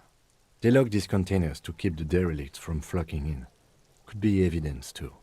The derelicts. That's definitely a way of describing, like, homeless people. A derelict. Damn. Is Roblox tomorrow? Probably, I think. Yeah, Thursday, maybe. I feel like there's something in there. What do you mean, feel? It's extrasensory perception. Whatever is in there holds a special significance. It's just a hunch. Maybe someone threw something in there? Mm-hmm. He leans in to inspect the lock. How do we get the lock open? We could try using a pry bar. There's one in my motor carriage, or... Or, Lieutenant? Or we could ask for a key from the manager of the Whirling in Rags. He probably has one. He probably has one. Alright. Well, I would like to get the pry bar. Just to have it, but... Alright. Well, look who it is. Kuno's got this. It's fucking Kuno. The boy throwing rocks at the dead body can't be older than 12. Oh yeah, nappa gumpy, Kuno! Yells the other kid from behind the fence. Hey kid, a word, police business. A moment of your time, please. Hey kid, a word, police business. Right in the dick, Kuno! Get him right in the dick! The children ignore you. Love it in the dick. Damn, gross. Stop throwing rocks at my crime scene. Stop using slurs at my crime scene. That's not how we do it. Stop throwing rocks at my crime scene. Fuck that! Kuno, yeah! Right in the mouth hole! They pay you no heed or pretend not to notice you. Shits himself. Why are these words muting themselves? The rake, Kuno! You should throw the rake at him, Kuno! You should throw the rake at him, The Kuno. fuck does Kuno know what a rake is? Kuno's not a gardener. Are you kids siblings? Look, I have questions for you. All right, entertain the Kuno. Show me what you got. What you got there? What you got, huh? Show me what you got. I gotta ask, who is Kuno? Kuno's Kuno, pig? The boy points to his chest with both thumbs. So you refer to yourself in the third person? The fuck are you calling a third A person? third Kuno's person. the fucking first person? He is the first person. He looks slightly confused, but proud he came up with that retort. But right as he's getting distracted, you hear a malevolent hiss from behind the fence. Watch out, Kuno! He's trying to fiddle you! He's gonna put his hands on you! Gross. The thing behind the fence starts squealing, shrill and violent like a fire alarm. Help! Pig's got Kuno! Help! Rape! The sounds get louder as the child shouts at the windows overlooking the yard. Help! He's got the Kuno, help! Calm down. Anyone watching can see you're doing nothing. Just keep it professional. Fuck that! Confront him! Yeah. Just answer the questions. Help! He's digging his dick out! He's digging his dick out. Escalate, Kuno! His dick is out! You're afraid! Pigs in here, Kuno! Somebody, please! Don't punch him. Shut him down. There's no way. Dude, what if I throw a punch and then fucking miss? Oh, that would be so embarrassing and then just die. Who put you up to this? No one? Kuno's whispers doing something. this because he likes it, pig. Gross. This is where Kuno establishes dominance over you. Over you. Help! The pig's gagging him! Kuno can't speak! Someone put you up to this. You put him up to this yourself. Yourself, when you decided to talk him to in him. the first place. True. Listen to your friend. Kuno hawks a loogie on the ground. The phlegm is yellowish and bubbling somehow. Kim, did you do this? Did Gart put you up to this? Kuno owns the fat ass. Damn. Help! The RCM is trying to fuck Kuno! What is this sick charade? No! Get off Kuno, you sick fat fuck! Fucking, we're gonna roll. Shut him down with an 8% low chance physical instrument. Yes! What? Will I die? No! Fuck! You didn't shut him down. Your fat fist didn't meet its target. Instead, it pulled you down. Kuno can't be- I'm fucking dead, bro! Dude, no! You feel something in your chest. Oh, An fucking a unnatural heart attack, pressure. bro. It's spreading to your left. Oh, God, that's fucking hilarious. Also, Oh, I got owned by that fucking kid, bro. Oh, I'm fucking... Oh... Get me out of here. What a wild fucking swing. He threw a haymaker over his head, bro. Why would he do that? Ah. Alright. Let's do it all over again. There's no way I run that roll though, so we'll have to back off. This track, there's something well, it isn't. Lieutenant. Trash, food waste from... What do Yes, you I feel like mean, an extra food? set, just a hunch. How do we get the Could lock try open? using it, or we Or... could ask for a key. Alright. Oh, yeah, Kuno, fuck him up. Nice job, goons. Kuno's Oh yeah! can't talk, pig. Shit's coming up strong. Throw Don't him interrupt. Shit coming up strong. That sounds good. Joyous. You should hang out with this kid and see what that juicy shit is all about. Juicy what now? I mean drugs. The kid's on drugs. No shot? Yeah, Kuno! Ride the lightning, Kuno! Why is a 12-year-old talking like that? Kuno-ese? Kuno's riding at sea. He wipes sweat from his brow and sends another rock flying. Rake, Kuno! You should... The fuck? Does Kuno know what a rake is? Kuno's not a gardener. Kid, you wanna hang out? I'm not a narc. Fuck no. Kuno doesn't buy that shit. Fucking entrapment shit. Fucking All right, entrapment shit. Entertain the Kuno. Show me what you got. What you got there? Who the fuck is Kuno, Kuno? You refer to yourself in the third person? Watch out, Kuno! Help! Watch out, Kuno. That cop's Fuck trying to that! rape you. Confront him! Just answer the Pigs questions. in Kuno. Somebody, please. Don't punch him. It's a bad idea. Back off. Look, Kuno whispers as you retreat, vanishing I silently. know you wanted to hit me. You got that. I'm gonna fuck that Kuno up look. The Kuno's dad gets. The murder look. The rage look. How did you know that? You can't see inside my head. Can you read my mind, Kuno? I can. His Kuno can voice. smell that violent shit. I know what you were thinking. I know what you were thinking. I'm gonna fuck that Kuno up. I'm gonna shut his shit down. You know what? You should have hit the Kuno, because now He raises his voice again. you're nothing. You're a joke to Kuno. Kuno laughs at you. King Kuno! Gross. Later, Atlas. Later, Paige. Oh, unless you're saying bye, then never mind.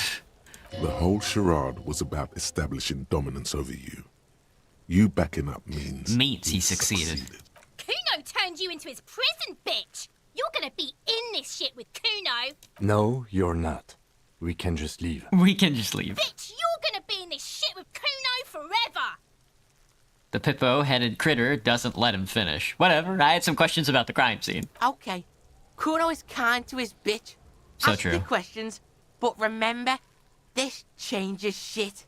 Damn. Click, click, click, click! Whoa, empathy 6, low, -1 tick. Damn, this is a white. I'm HP empathy. Whoa, shit. What do you know about the body? Shitload pig. What's your question? Don't tell the pig shit, Kuno! Pig's choking! He's totally joking! joking.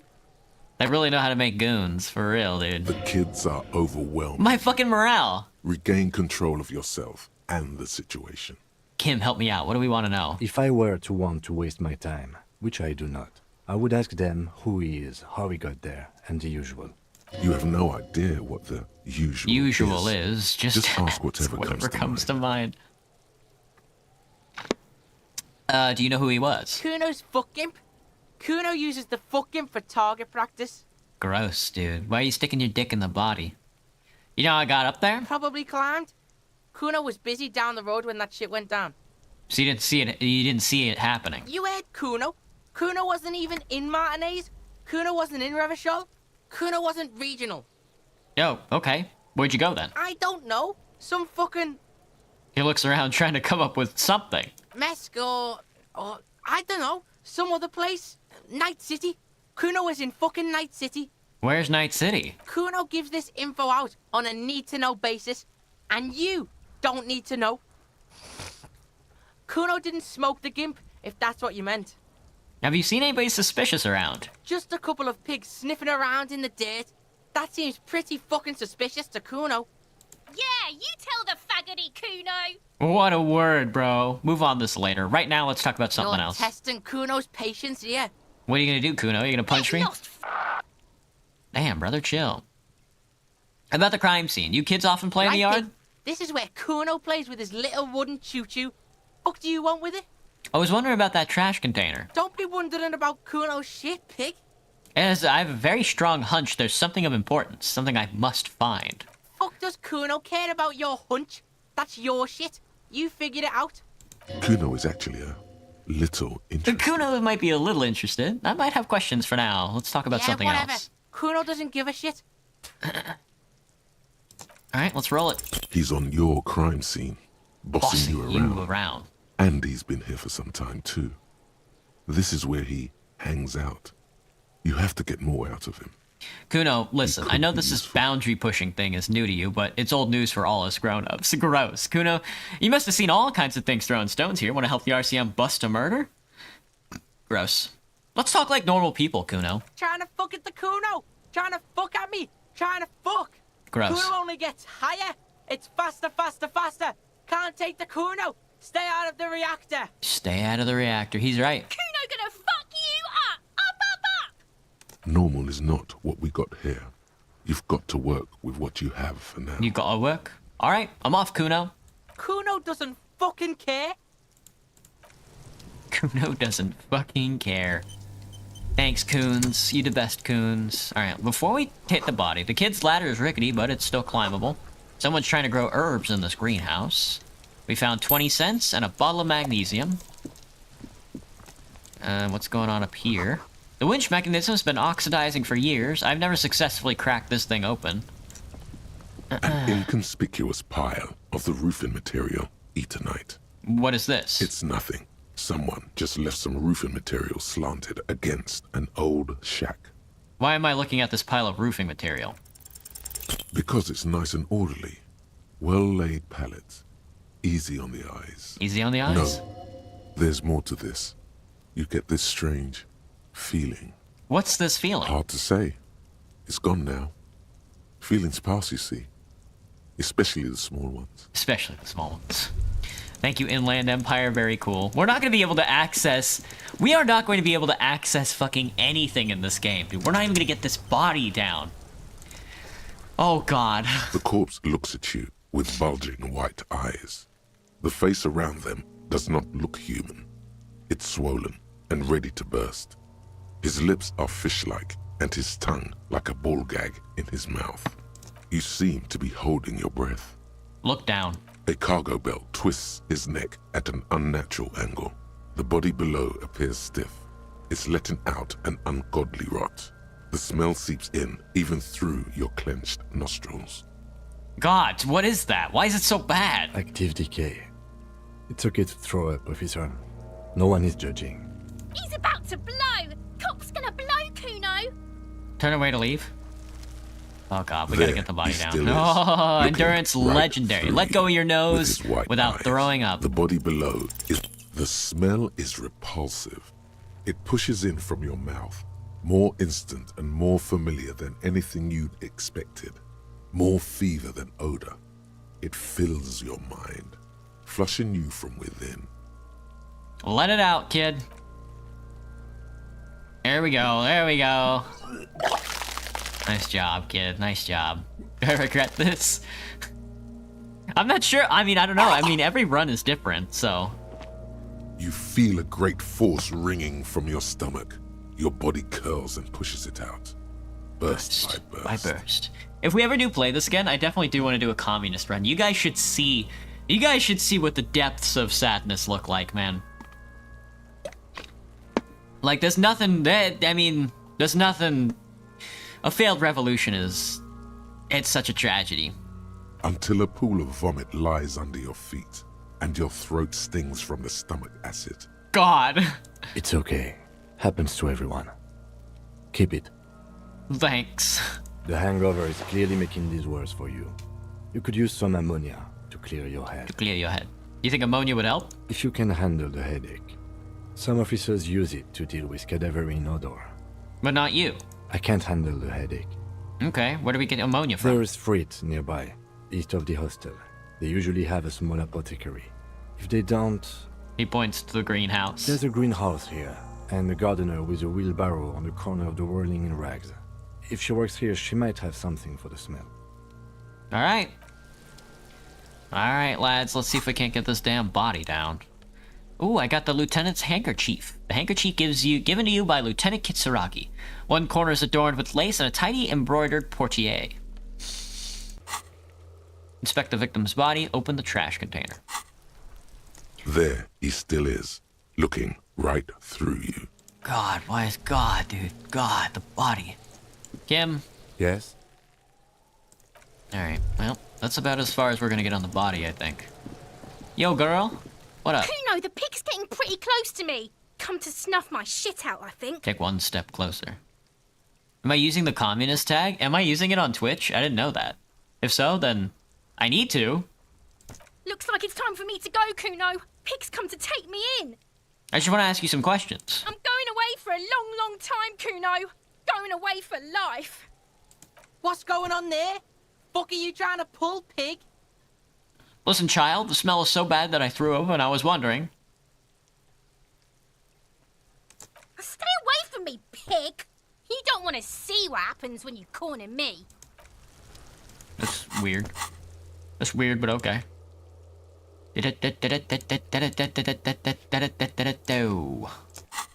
Alright, let's go. Let's move on. Come on, Kim. Let's fucking move on. Alright. Rue de Saint-Ghislain 8P. Alright. Tap on the intercom. An old call box with a matrix of push buttons lists all the companies in the East Delta Commerce Center. Alright, let's call up main building A. An off-key melody starts playing after you ring the doorbell. Then a woman picks up the receiver. Kuno, please stop calling here. Grown-ups don't have time for your stupid games. This is the police. Please open the door. Oh, I'm sorry, officer. I thought you were... There's a spot of static that overrides her But words. the doorbell is broken, and the bookstore shouldn't even be on the list anymore. So I can't help you. Please don't call here again. Thanks. A single beep indicates that the line has gone dead. Andrew Orlando Hare, SCA. You ring the doorbell, but no one answers. Artem Meteps, boxing for young athletes in All gym. you hear is static. but 24-hour no one window. answers you ring the doorbell, but Emma's Fashion nothing Atelier. happens. You wait for a minute or two, but all you get from the call box is silence. Fabrin's No, it taxi. looks like someone has melted half the plastic Damn, nobody's off picking up. with a lighter. The doorbell Hello, Blockachu, doesn't what's work up? anymore. Slipstream's You SCA. hear static from the intercom speaker. It sounds as if someone has picked up the receiver, but isn't saying anything. Hello? Is anybody there? Yes, hello. This is Tricentennial Electric. This is a woman's voice, crackling and fragile through the static. Have you come to place an order? Hold on, Tricentennial Electrics? I thought it was calling Slipstream FCA. My God. The lieutenant exchanges a look with you. Sorry? It's you. My God. I didn't think I would hear your voice here. No, something's wrong here. Are you sure she's talking to you? Stand up straighter. Yeah, it's me. Here I am again, crawling back into your life. Michelle, just please. She stops, and you can hear her breathe heavily, her breath distorted by ancient static. Why did you even call? I don't understand. You've been gone for months. Just Inland Empire. I thought you didn't care. Of course I care. It's just that I've been going through some tough time. Ever since I came to work here, it's been different. As if my mind's been wiped clean. A spot of static overrides her words. When she speaks again, it sounds like she's submerged. What kind of PS2 murder mystery ass game is this? It's so nice. That's true. It's so nice to be able to finally once again. Forget about what? She sounds like she's about to cry. Hello? She doesn't answer. You said it was nice. What's so nice about forgetting? Silence. The only thing you can hear now is static and waves washing ashore on the bay. What just happened? I get it. You don't want to talk to me. No one ever wants to talk Another to me. seagull passes by. It's getting getting cold, cold Steve. standing here, staring at the silent call box. Fucking damn, dude. It must have been some kind of faulty wiring. We should maybe stop playing with this doorbell. It looks ancient. Fuck! Hang You up the call. press the number sign on the keypad that terminates the call. 12 name cards on the call box read. A volition challenge, Slipstream ACA, SCA. Whatever she says, it can't hurt you. You're a different person now. Stronger. Healthier, and She's dead? I think she was a ghost. alright. Maybe not healthier, but it's a bonus that you've drunk so hard you can't remember any of your past relationships. Oblivion's the ace in your corner. Call her again. Press the doorbell to Slipstream SCA. There's a light buzz as you press the doorbell, waiting for her to answer the call. It's cold outside, and you can hear the wind blowing into the speaker. Yes, hello. This is Tricentennial Electric. Have you come to place an order? Hi, it's me again. I wanted to talk to you. My God. There's a ghost hunting. Yeah, this is ghost hunting runs, Graham? Dang. Here come the bad vibes again. Relax. Distance yourself from it. Please don't hang up. I just want to explain myself. It's you. My God. I didn't think I would hear your voice again. Didn't you already say that the last time we talked? Michelle, just please. Even her breathing, the way her voice drops when she finishes the sentence, sounds exactly the same. Why did you even call? I don't understand. You've been gone for months. I thought you didn't care. Do you think it's funny deceiving a police officer? What a fucking dude! You can play this like a regular old. You can play this like an old-fashioned fucking like cop who's so fucking like self-obsessed and like thinks he's being challenged at every turn. It's so good. It doesn't matter what I say. You're just gonna continue, right? The voice from the intercom doesn't answer, but you can hear her breathing. Wind blows into your microphone again, crackling and echoing in the box. Is it over? Can we talk now? Ever since I came to work here, it's been different. As if my mind's been wiped clean. Say nothing. It's so nice. It's so nice to be able to finally forget about you. And then it hits you. You're recording. She tries again not to cry, and still doesn't succeed completely. Her quiet sobs sound old and distant, as if her voice is being played off a wax cylinder. Real or not, your mirror neurons react. It feels painful to be listening to this. Why does it still feel like it's... Go ahead, ancient recording. Cry then. Just a recording. Here I thought. Go ahead, ancient recording. Cry then. Her sound melts into the static from a long-distance phone call. From time to time, you can hear people talking in the distance, but can't make out any words. This is like a big part of the game that makes it so romantic, man.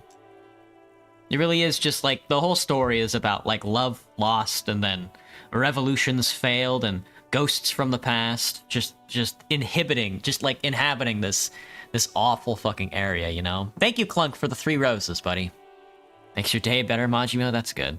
Hello, Sadra. Good morning. This is where you hung up the call the last time, but the recording is still going. Still going. Keep listening. The phone rings in the office with an old-fashioned chime, and someone walks by in a pair of heels. The static is like a warm blanket wrapped around the sounds.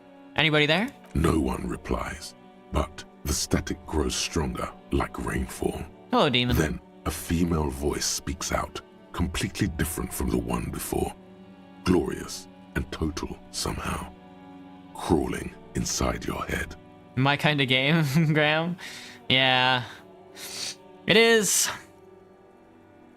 We are living in the ghost of World War II, you know? All the dead haunt us every single day. You know, every modern politician, every current like petite bourgeois subject is just a meek ghost trying to live out some subaltern reality. But they can't, because nobody can grasp onto the glorious militia that overheats our societies. You know,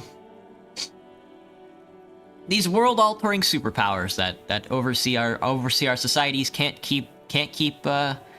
even keep the fucking ghosts from inhibiting our electric boxes. Her words are too cold to comprehend. She smells of sodium lights and rain streaks on car windows. Eyes like pilot lights watch your shape in dark hallways. Oh my god, what a beautiful what a beautiful paragraph. Too cold to comprehend. Smells of sodium lights and rain streaks on car windows. Eyes like pilot lights watch your shape in dark hallways. Guttering. So... The strange alien thought pattern ends. The lieutenant cuts in, inspecting the intercom. It was a recording trapped in the circuitry from some ancient tenant. This sometimes happens. Shall we conclude here? We have other mysteries to solve. Until I get burnt out again? For sure, Graham, for sure. That's part of life. A recording trapped in the circuitry? Something weird just happened to me. Don't take this the wrong way, but during our short stint working together, something weird is almost always happening. Fortress Accident, SCA. Silence. No one's home at Fortress Accident. Revachol Ice City. Silence. No one answers the doorbell. Alright, main hall building B, whirling in rags. Nothing happens after you ring the doorbell. They don't want to They don't want to talk to you. East Delta Pinball, entrance from building B. Silence. No one answers your call. And the empty card. This button looks new, but someone has removed the name card. Nothing happens when you try to ring it. Huh. This button looks new. It's probably not connected yet. He takes a step back, inspecting the other names on the list. Well, that's the intercom. I think at different hours of the day, you can call different places on the thing. You know. I'm bad at managing time, so let me see if I can't get this guy to open the garbage. Is that trash container out back yours? Mine? No, it belongs to the Whirling in Rags. Thank you for clearing that up. Why do you keep the container locked? Why? To keep the hobos and drunks out. Well, lucky me, I'm a hobo. And the neighbors too. They put their trash there and they don't pay for the garbage company. I thought as much. And are you the only party with access to the trash container? Well, yes. Us and the garbage disposal company. It seems a little callous, doesn't it? Something stirs in you.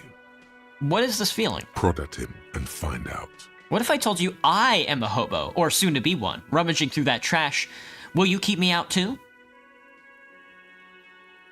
Yes. Yes. But I need those leftovers to survive. Sir, I'm sorry the RCM is having financial trouble, but it's not this establishment's problem. It kind of fits the Walking Dead aesthetic, Graham. Yeah. Doesn't it seem callous to you, guarding even your leftovers from the poor? Callous? What are you, Kras Mazov? Almost all establishments in Revachol keep their trash locked. The Whirling in Rags is not special in that regard. We need those keys. What do you need them for? It concerns the case. Please cooperate. Just bring them back Thank once you're God. done, please.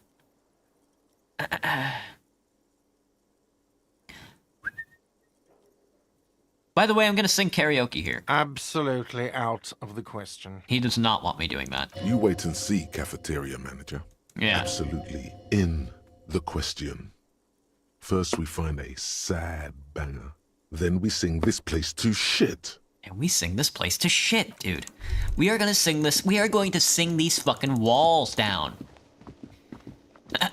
I never did. I don't think I've ever done karaoke before. I never found enough of the tapes and stuff like that. Alright, let's pop this bad boy open. I don't think I've ever opened this trash can This either. trash container is locked. The sliding lid has a padlock that says, Whirling in Rags. Open the padlock with the key. With a well-oiled crack, the lock pops open. It should now be possible to simply raise the lid. Don't. Maybe you shouldn't. Didn't I just have a premonition that there's something in there? There is, but you won't like it. Sweat forms on your Sweat brow. forms on your brow. Your hand is still on the lid. Still on the lid. Alright, inland. Let's do The it. smell of rotten food rises to greet you. You see soggy cartons, dirty rags, and organic waste. Organic waste. We're just in time. This hasn't been emptied for over a week. Let's see. Let's look under the boxes of cartons. You see milk and egg rest with one broken egg in it.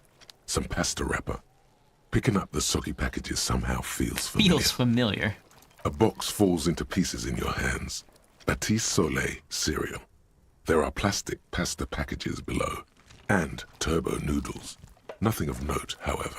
Alright, pick up the rags then. Among the threadbare kitchen towels, something Definitely catches your eye. trash. A pair of denim trousers. A pair of denim trousers. As the legs of the slime-covered jeans begin to unspool from the garbage, a rank corpse smell fills the air. The victim's clothes? Cadaverine odor is faint. If these belong to the deceased, they were removed when he was still in the early stages of decay. Drop them in here, officer. The lieutenant produces a black plastic bag marked evidence from his pocket. Bag the trousers. Guitar marked blue jeans. Pockets empty or emptied. He wore them with a belt, too. A white belt. The loops appear stretched, but He looks into the container. the belt is missing. That's it. Do you see anything else in there? I have another bag here. I think he was hung with the belt, wasn't he? Something slimy catches your eye. Reach for it. A drab, long-sleeved shirt, olive-colored, appears from the food waste, dripping with pus. Bag the shirt. This is a military-type overgarment. No label or serial number. This is the kind of rib-knit shirt that's worn over light armor to conceal it in an urban scenario. Anything more? Let's take a look. The rest of the rags are just Oh, kitchen I succeeded variety perception. waste. A yellow old mug that catches your eye. But other than that, a thrown-out towel, a mug, that's all. All right. We should go to Gart again and ask if he knows who put the clothes in the trash. It could be as simple as someone from the hostel cleaning the yard. Or that one. I'd advise against confronting that force. You think someone from the Whirling Rag might have been involved, maybe? Not really. All we know is the victim's clothes are in the trash, the lid was locked, and his establishment had the key. It's just a small loose thread. Okay. The lieutenant nods, then looks back into the trash container. Search the food waste. It's just organic waste, cold and slimy on your hands. Apple and potato peels, mostly. Unidentified sludge, and the occasional chicken bone thrown in for good measure. But hey. Nothing. It's nothing. Nothing more to see here. Okay, inland. What's this? What's this? What? A blue piece of plastic sticks out from the apple peels. It's shiny. Oh. Looks like the corner of something. Pick it out. Something larger. A clipboard. A blue plastic clipboard with moist papers hanging from it. They look badly damaged, but you can still make out forms and notes, written in a man's handwriting. Officer, is that your paperwork? Paperwork? I don't know what this is. It is. Look, the plastic has the RCM street grid on it. You've even got an autopsy form in there. A miserable-looking slip of paper sticks to the board. If you don't mind me asking, how did this get in the trash? It must have been cramping my style. It was a foreboding quality to it. Maybe I needed to lose it for the great bloodletting to begin.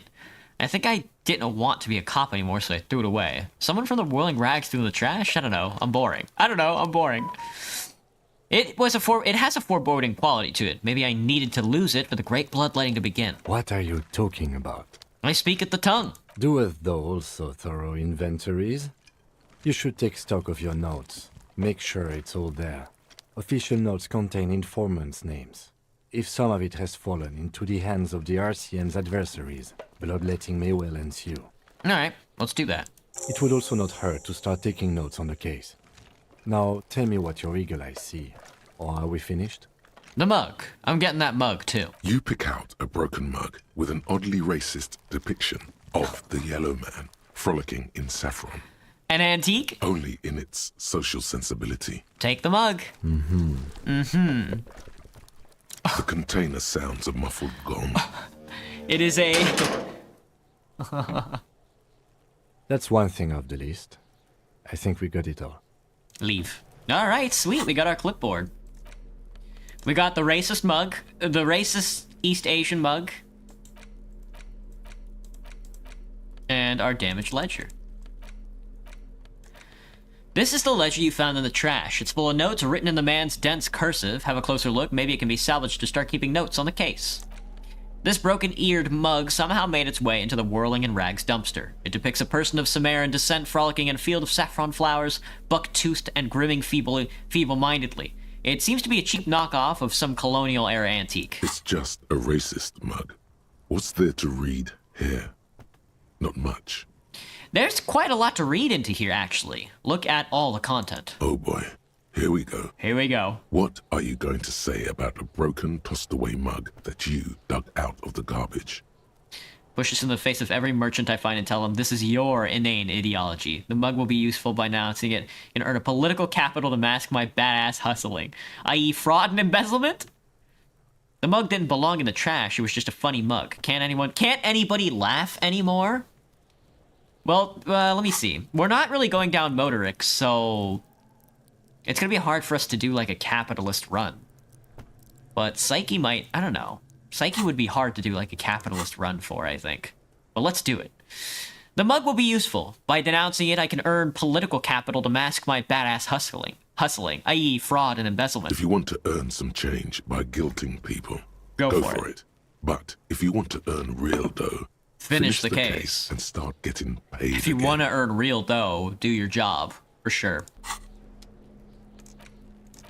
Alright, well how about the wait, can I keep interacting? It's just a racist, but I want to get in the mug talk happen. Alright. Alright, let's do the damage ledger. There's a banana peel on my ledger! Yeah, I mean, yeah, I don't know. Maybe I'll find some of my trash if I look in the trash. I'm gonna I'm gonna make the trash can video. I'm gonna find some of my trash in like a trash somewhere. I should go to like, I'm sure there's like a trash dump somewhere here in Washington State. I'm sure I could rife through some trash. It's the ledger you found in the trash. A pitiful cabbage of white and yellow papers hanging from plastic board, barely held together by a metal clip. This sad display is made complete by the faint smell of urinal cleaner. Anything else? There's a piece of toilet paper, or is it cleaning tissue? No, it's toilet paper, desperately sticking to the back of the blue plastic clipboard. Inland might hate me, just maybe, just a smidge. It's a metaphor for you. For you. Below the pathetics, terror. Do not look into its blue heart. Yeah, that's true. We should be sort of... I see why Inland might not like me. I see what you're getting at. Inspect the toilet paper. It's just toilet paper sticking to the back of the plastic clipboard. You can take it off if you want. Maybe it's kitchen tissue. They look exactly the same. If you want it to be kitchen tissue, it can be kitchen tissue. Leave it there, it's cool. Cool toilet paper. I mean kitchen tissue. I got my ass. Inspect the clip. An aluminium block runs the width of the board, biting down on the paperwork. Its crocodile teeth are the only thing keeping the papers together. A regular pencil, the tip worn down to nothing, has been attached to the clip. I just got a huge flash of like insight. You know, we're running like an inland empire only run, but I have this sort of like nascent tendency to sort of like do my job no matter what's like placed in front of me. So what's going to end up happening, I think, throughout this entire run is that I'm going to attempt to solve this case, no matter how much Inland Empire hates me, but that's the only thing that I have. It's going to be a completely contradictory run. But that's pretty much every run, isn't it? Alright, run your finger across the aluminium. I mean, I guess it's a challenge run more than anything. Try to solve this case with only Inland Empire. The surface is interrupted by a silvery sticker. It's rectangular, sparkling with iridescence. You don't know how you didn't notice it before. Lieutenant, is this one of those hologram watermarks you mentioned? What? Yes, halogen watermark used for adding information to RCM property. Interesting. What kind of information? It depends. Aside from an anti-counterfeiting stamp, mine has my station number and address. The information varies by date of issue. How many years you've been on the force, he's thinking. It'll have that. It'll have that. How can I read it? Any capable light with the right wavelength will do. Like, for example? All RCM vehicles have headlights designed to reveal halogen watermarks. Mine too. The lieutenant would rather not have you rummaging around, looking for the lights in his vehicle. That's all. Thanks. Okay. While a bunch of sodden papers sag from the clipboard in your hand, it's a sorry sight. Browse the white papers. They're not exactly white. They're yellowed in patches by sunlight and alcohol, and covered in dense blue handwriting. Ink escapes into watercolor patterns, reaching its tendrils across entire pages. The paper itself is checkered, with faint red lines, forming short paragraphs. Once in a while, there's a red stamp that exclaims, "Case files commit to paper." The case files themselves are plenty. You count more than 100 sodden, crumpled up, earmarked pages falling apart in your hands. They appear to be sufficiently organized and extremely dense, if mostly illegible. What's in there? What are they about? Work, strife, poverty, the Jamrock Quarter. These are handwritten logs of investigations dating back to January 51, this year. The exact number is hard to estimate, due to missing pages and an odd naming convention. But there are at least 20, maybe 30 cases, undertaken, not completed, mind you. There was a mention of naming convention here. Yes, it appears you employ a, shall we say, robust yet literary system. Each Robust investigation yet literary. has its case number written on the margins. Yet, still more tellingly, most are accompanied by a name. Oh my, and they're written in capital letters too. Yes, all caps. One is called The Next World Mural. Another, The Square Bullet Hole Murders. Another yet, The Unsolvable Case. Fucking Lieutenant W. Frater fucking Harry Dubois was a mystery writer. Others appear more light-hearted. The guys on a couch in an unexpected location, and the murder at the Ukar parlor. Even the rare Article 3 collapsing tenement. Murder features prominently throughout. Damn. Ever get tired of sitting on my knees, Graham? Yeah, so I switch positions. I'm sitting on my ass currently. I'm in my fetal position mode. It's going to take an effort to piece these case files together, but it can be done. Once you're done inspecting them up close. Kim, my cases appear to employ some kind of naming convention. You mean the alphanumeric? Officer, precinct, time of arrival at the scene? No, I mean non-numeric one, with titles. Oh, you mean the titular? Yes, well, so do I. In our defense, almost everyone in the RCM does. Why? It's a holdover from the early days of the RCM, right after the revolution, when the organization had little idea how to do things. It persists in an unofficial capacity. Officers use these titles to refer to their work among themselves. Among themselves. It seemed to be name a case the square bullet hole murders. Again, in your defense, I seem to have named one the man with the hole in his head. That was a real person. His death was real. Still, I named it that. To amuse myself. I pray his loved ones never find out. What happened to him? Rail spiked through the head. Whoa! He died. It was a workplace accident. Happens. Count the pages. I have to open an official case. Is there room? There is, for precisely one more. 15 pages near the end remain untouched by the damage. The checkered grid forms a structure of passages, breaking the case into subtasks to accomplish. All right, let's do it. Commit to paper. I've never done this before, by the way. I've never used I've never opened this trash can before. The tasks you've completed flow out of the pen in a brash freehand similar to the rest of the letters. The wording comes easily. It's almost robotically simple. A language developed for mental rigor and simplicity. Inspect the victim's body. Interview the cafeteria manager. Cross out the ones you've already finished. A satisfying slash sounds across the paper. You're done, it seems to say. And you, and you. Things to be done and things already done. The composition of reality. This is an extremely useful tool for a detective of the citizens' militia. Now all that remains is to name the case. Lieutenant, have you by any chance named our case? No, actually. Any ideas? I thought you had to be laying down to be considered fetal position. Oh, is that true? You're sitting on your knees in a chair or on the ground? No, I'm sitting... How do I explain this? I'm sitting on the ground on a chair. So I sit on the floor, and on my floor I have sitting pillows, and on my sitting pillows I have a sitting chair. It's not like a regular chair where you sit in the chair and your feet like dangle off towards the ground. It's like a floor chair. It's like a fold-out floor chair that you put on the floor, but I'm putting it on a cushion. Any ideas? The hangman. The Furies are at home in the mirror. The setting sun. Shit on a stick. The Furies are at home in the mirror. The setting sun. Okay.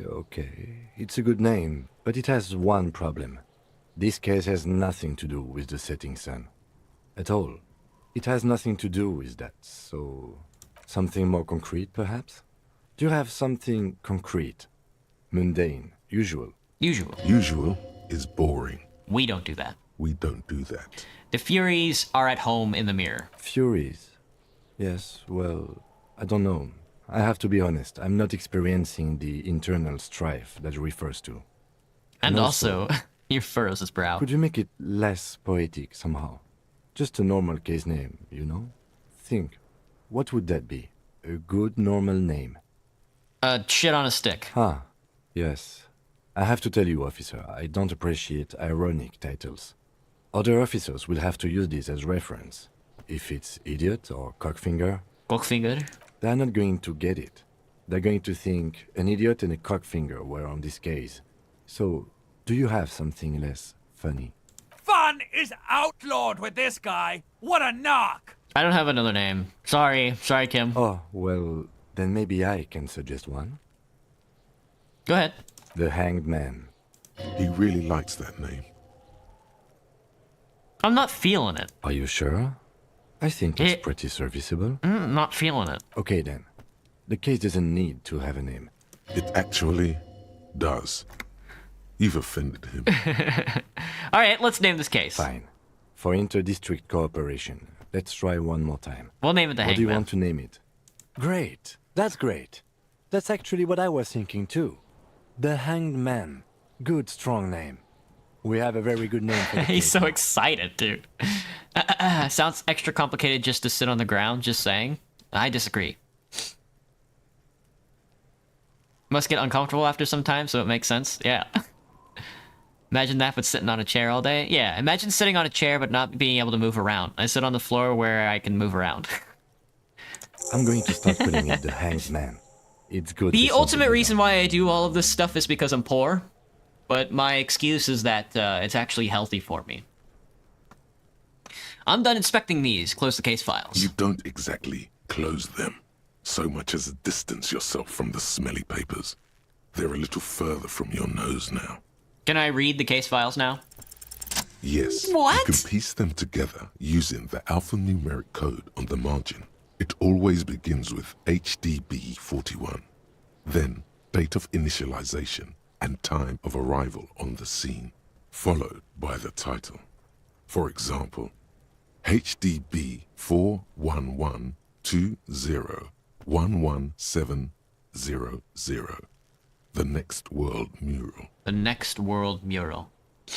Wait, HDB41, weren't those officer precinct? Why, yes, your precinct number is 41. And HDB. Every last alphanumeric in the files begins with it. And these are your case files. It's safe to say HDB are your initials. Your initials. Horace Debbie Behringer. Hram Darjan Bin Zakin. Yeah, no. No. How long does it take to read a case? You don't like Ram Darjan Bin Zakin? That's a good name. Maybe you goon better on the floor?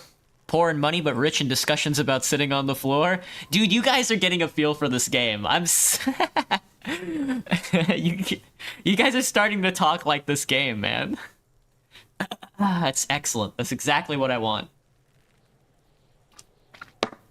How long does it take to read a case? It takes You guys about are my half an psyche. hour to piece one together. using Ban the them, system ban you've them all. devised. Hello, New Chills. Where What's up? do you want to start?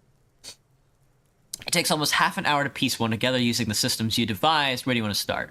I mean, it's got to be Next World Mural. That's a good one. Square Bullet Hole is also pretty good. This one is relatively easy to reconstruct. Overnight on 1202, a graffito, nay, a mural, appears on an 8-story tenement overlooking central Jamrock. The building is a sparsely inhabited ghost tower, part of a failed real estate development called Grand Couronne. Grand Couronne.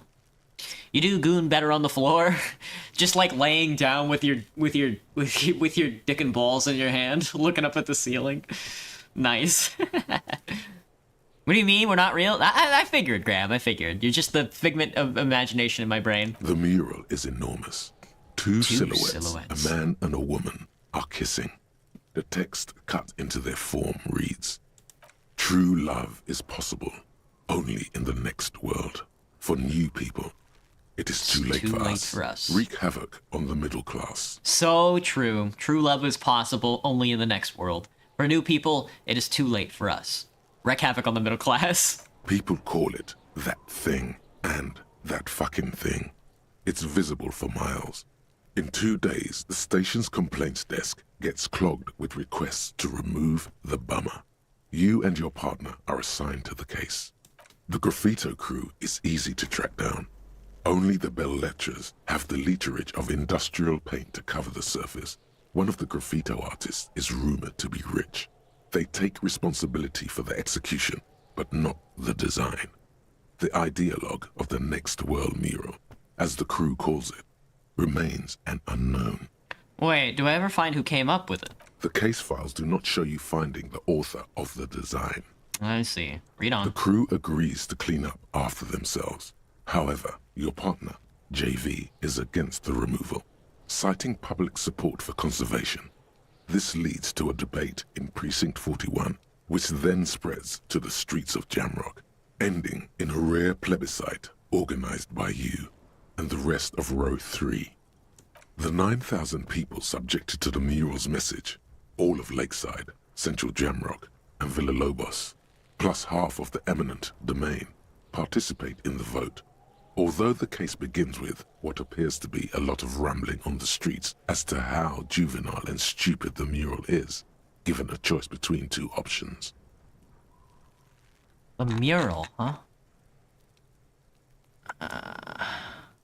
No, we're keeping that mural. Yeah, keep the mural. It is right. A staggering 78% of voters choose to keep it. Turns out the opposition were a loud minority. And that love truly is possible in the next world for new people. And it is too late for us. All that remains is to wreak havoc on the middle class. I like it, but can't we wreak havoc on other nations instead? Me when I become middle class? The middle class are not to be blamed, it's human nature. Gun to my fucking head. I must have voted and possibly even lobbied to remove that thing because I don't believe in that rubbish one bit. All that remains is to wreak havoc on the middle class. Do I remember the little button on my key? Oh yeah, the clipping gram? Yeah, I do. In any case, it appears to have been a rare case of civil activity in the quarter. And agreement as well. What do you want to tackle next? It took a while to get through that case file. I'll be right back. We'll be back to the case files. Not much has changed in the meanwhile. A bunch of sodden papers still sags from the clipboard. Let's browse some of the yellow papers. In the back, you see thin, translucent copier paper. Some neon yellow. Some Did I see the bright TF2 red, sandwich you made, all Cricket? covered Not in yet. boxes, I'll probably look like after the marching stream armies. ends. These look like official forms, waiting to be filled out. What types of forms are these? 3. The topmost are misconduct fines. The middle ones are station calls. And the bottommost are field autopsy forms. Each is easy enough to make sense of. Misconduct fine. A monetary penalization ranging from 20 Oh, to dude, we can write 250 fines. Real. Severe cases allow for 1,000 real, but that requires special paperwork. The details of issuing these fines are spread out over the rest of the fields. Station call. These are quite sinister in tone. They give a date and time for the person to appear at the specified precinct police station. Below the call are the criminal charges you risk by not appearing. And a field A dozen autopsy. pages of thin copy paper, bright red in color. You see the parameters of a deceased human form waiting to be filled in. Age, sex, condition of internal organs. Enough of that. Yes, all that remains now is to fill those forms and hand them to people. Fines for wrongdoers, interview requests for bad guys. We now have power to and write field fines for money to autopsies terrorize the dead middle class. guys. Exactly, Sonny. Exactly. What delicious power hid within this pathetic mess. You feel better. You feel better. The rest of the stinking cellulose is much worse for wear. Being sandwiched between the board and the rest of the paperwork must have spared the fragile copier paper. Hello, Creek. What's up? Let's look at the clipboard. It's made of dark blue plastic, hard enough to beat someone to submission with. Damn. The edges are rounded, however. The U4 size board feels thick and heavy in your hand. Light shimmers on its wet surface. On the back, you see the embossed letters, RCM. You're the Gojo guy, Creek? Did I update the kill count? Oh, I think we did die, didn't we? I don't remember how we died, but I know we did die again. From 2 months ago? Well, I'm stupid. Alright, Deets count as... What'd you say the color was? Blue. Blue. The blue heart. Don't look into it. Don't look into it. Shake the ledger. Something rattles inside, ever so lightly. Is there a hidden compartment? You missed a punch and fell? That's right. The plastic shimmers like lapis lazuli, but it is not see-through. You cannot see to its center. How would I open it? With your hands, U4-sized pages hang from the clip, screwed to the top of the board. Open the hidden compartment in the clipboard. Is not what you end up doing. It's not what you You end up doing. squeeze the plastic to slide it open, but nothing happens. Then you bend it some. Then crack it. The goddamn thing is stuck. The ledger quivers in your hand. As it shakes, the pages rustle. This pathetic mess suddenly afraid of you for some reason. Smell the ledger. The acidic stench of rotting food is rubbed off on the cellulose. It now forms the base of the experience. This base surrounded by a faint air of spoiled meat. The stuff of death itself. and then sprinkled liberally with the citrus zest of toilet cleaner. All right, that was good. That was good. We'll be back for those case files though. Build depth. Oh, I leveled up. That's Inland Empire, bro. Hunches and gut feelings, dreams in the waking life. Dash right. Dash right. All right, let's move on. Let's fucking let's keep this Jamrock shuffle moving, because we spent like a full hour looking at that case file. So let's walk around, look for a trash bag maybe, because I don't remember where the trash bag is, but we definitely need it. This book has a rose, a pistol, and a half-naked dame on the cover. On the cover stands a very muscular man surrounded by flame. This is a book about pate. This book you don't really understand what it's about, nor does it seem important. A book about boyadero culture, something like it promotes freedom and roaming upstream. A book about the future. The government reads your mind and using radio tech. What's up, girl? Hello, sir. Step right in. The store is open. A young girl with chubby red cheeks waves at you, smiling. Her nose is also red from the cold. Hello. Are you interested in a new and exciting book?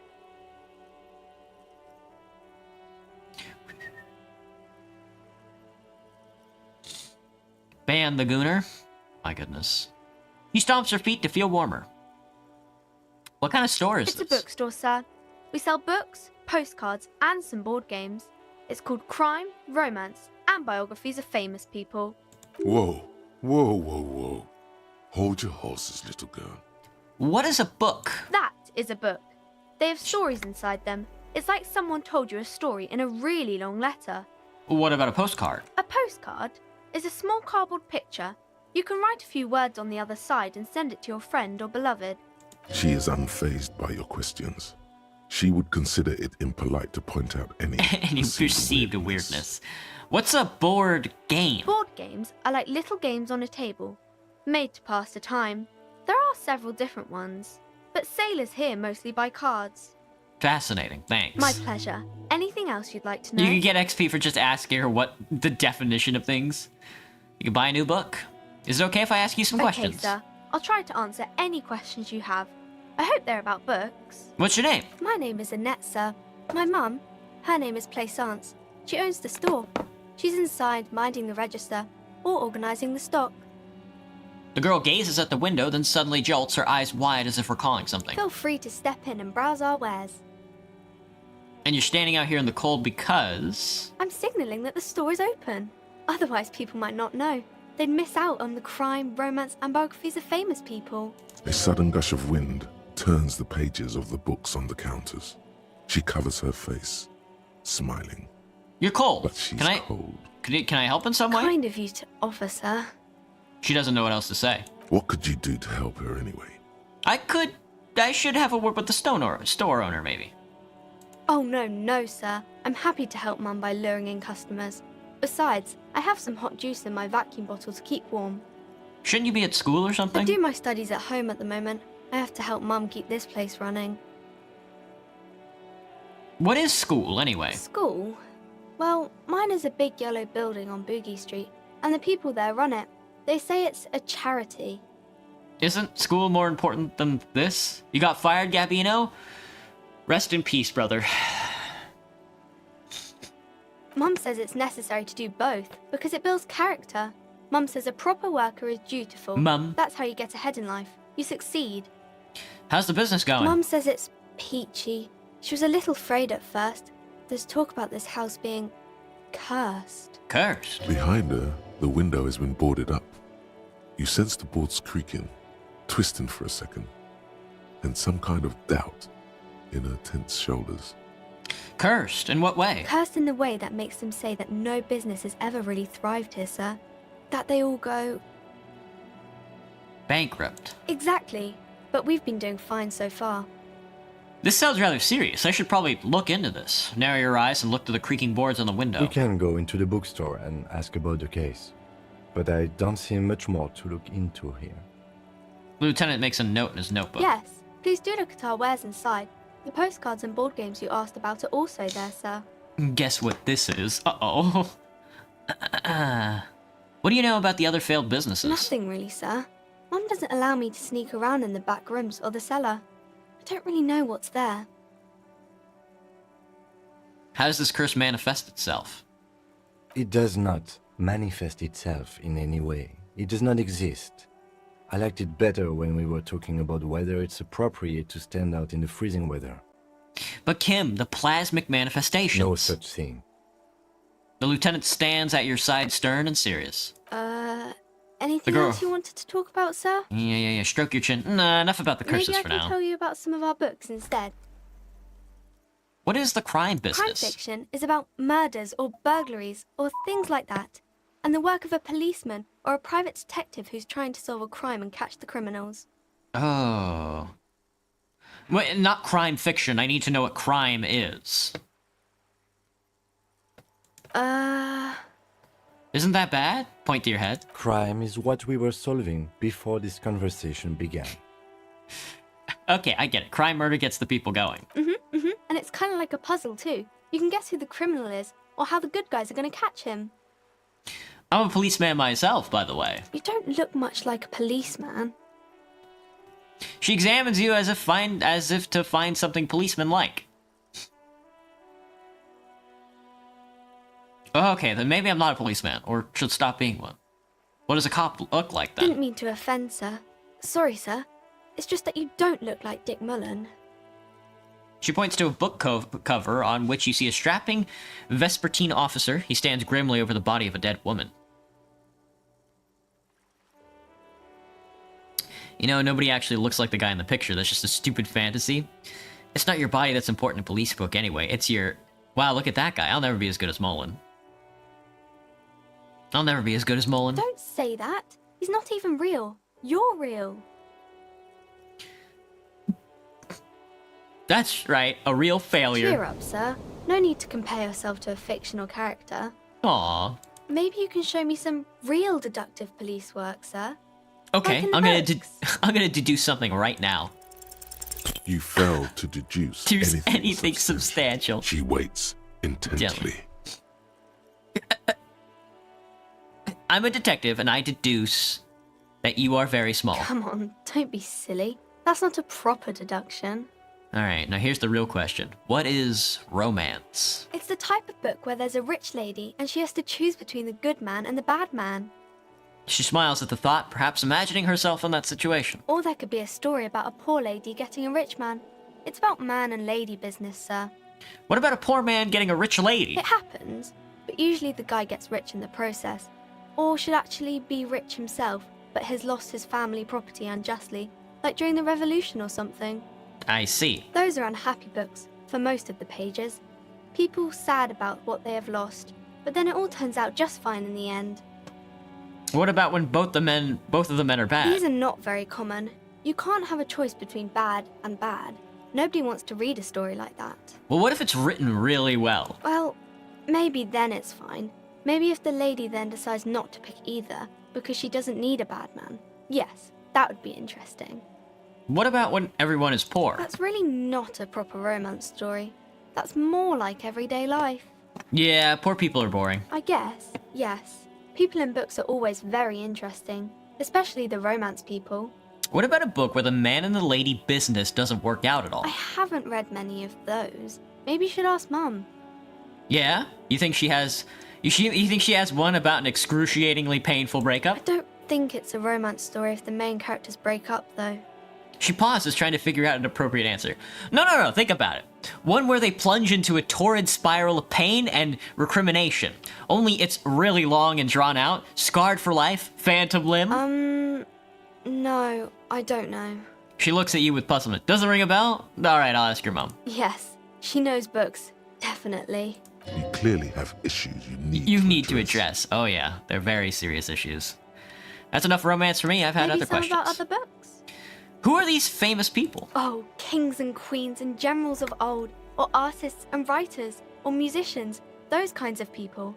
There's usually something extraordinary about them. She scratches her cold, reddened cheek, then continues. I think that's why people read them, to find the secrets of their fame. Can I become famous by reading one of these books? I don't know about that, but I imagine life is great when you're famous. Fame sounds delicious. Maybe someone will write a book about me one day. Why would they do that, sir? Because I'll be a superstar cop in the papers and everything. That'll show them. That's so cool. Maybe they'll make you a book cover picture and everything.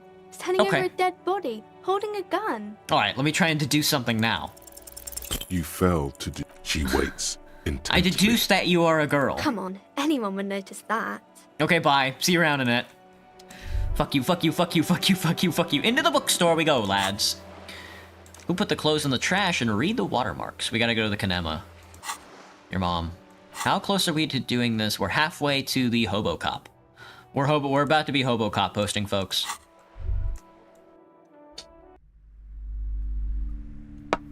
You mind if I take a look around? Welcome to Crime, Romance, and Biographies of Famous People. My name is Plaisance. Yeah, how could you tell that was a girl? I thought she was a man. I'm the superstar cop. What else can be said? Be welcome, and please take responsibility for the energy you bring into this space. Fuck you. A golden pendant hangs around the woman's neck, in the shape of what looks like a tiny fish head trapped in amber. A curious pendant you're wearing. Narrow your eyes mysteriously. Oh yes, helps to have an anchor in these times. She clutches the pendant and narrows her eyes as well. Before we go on, you seem to be well off enough. Can you give me some money? I feel there won't be an opportune moment to ask later. Sir, don't be ridiculous. I certainly will not give you money. I would be doing you a grave psychic disfavor. A grave psychic disfavor. One has to earn one's success, even if one is a police officer. Handouts are nothing but manipulation. All they do is make you dependent. Destroy the middle class. What is this insolence? She misunderstood. You misunderstood me. I'm a powerful feudal lord. I demand tribute. This is about traditions. Now, hey there. Sounds like someone isn't taking responsibility for the energy they bring into this space. Tribute? Power? These are not the traditions we're used to in this part of the world. So, are you the owner of the store? I could not be a woman? Who knows? I am. The proudest owner of our little shop of culture. Gross. Her voice, high-pitched, sounds familiar. You've talked to her before through the doorbell. She has fine-tuned her voice to find the most welcoming approach for attracting new customers. It doesn't work. It doesn't work. What if I want to buy a book? Then why are you talking to me? Everything is on the shelves to browse. Don't you feel compelled to buy anything? See those shelves there? Go. Be drawn. What kind of books do you have? Everything is on the shelves. Take a look yourself. The shelves compel you, don't they? She's attempting to mentally direct you towards the shelves. She only wants you to buy the goods. She doesn't care about the fucking books. Do you even know what books you have for sale? Truth be told, not really. My sister brings in most of the goods. I'm sure it's all very literary stuff with well-written prose. God. But you don't learn about the important things in life from fabricated stories.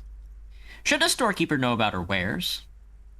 Where do you learn about the important things then? Truth is available if you just know where to look, and you have to open and free your mind to understand. She nods at you cryptically. All right, I'll take a look then. And nods, seemingly relieved. The girl outside mentioned that this place is cursed. Cursed? Who said that? Annette? I will have a word with her. This place is not cursed. It has a robustly magnetic My green chipmunk, hello, Lehman. Good for commercial activity. My business is thriving, sir. Women are not real here. Doesn't feel like it's thriving. Feels ghostly. Feels ghostly. Your daughter's the one standing outside the store, right? Annette, yes, my daughter.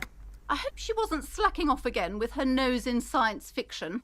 Tell me, was she at her post doing her job like a proper girl? Yeah, of course. Wonderful. Did you talk to her? Yeah. Great. On a scale of 1 to 10, how compelled were you to buy books after talking with her? Her opinion of her daughter depends on how well she lured you into the store. Yeah, 10. She's certainly very polite and helpful. My precious, her dedication brings joy to my heart. If you have children, I hope they turn out as great as my Annette. I'm here to dismantle the free market and abolish child labor.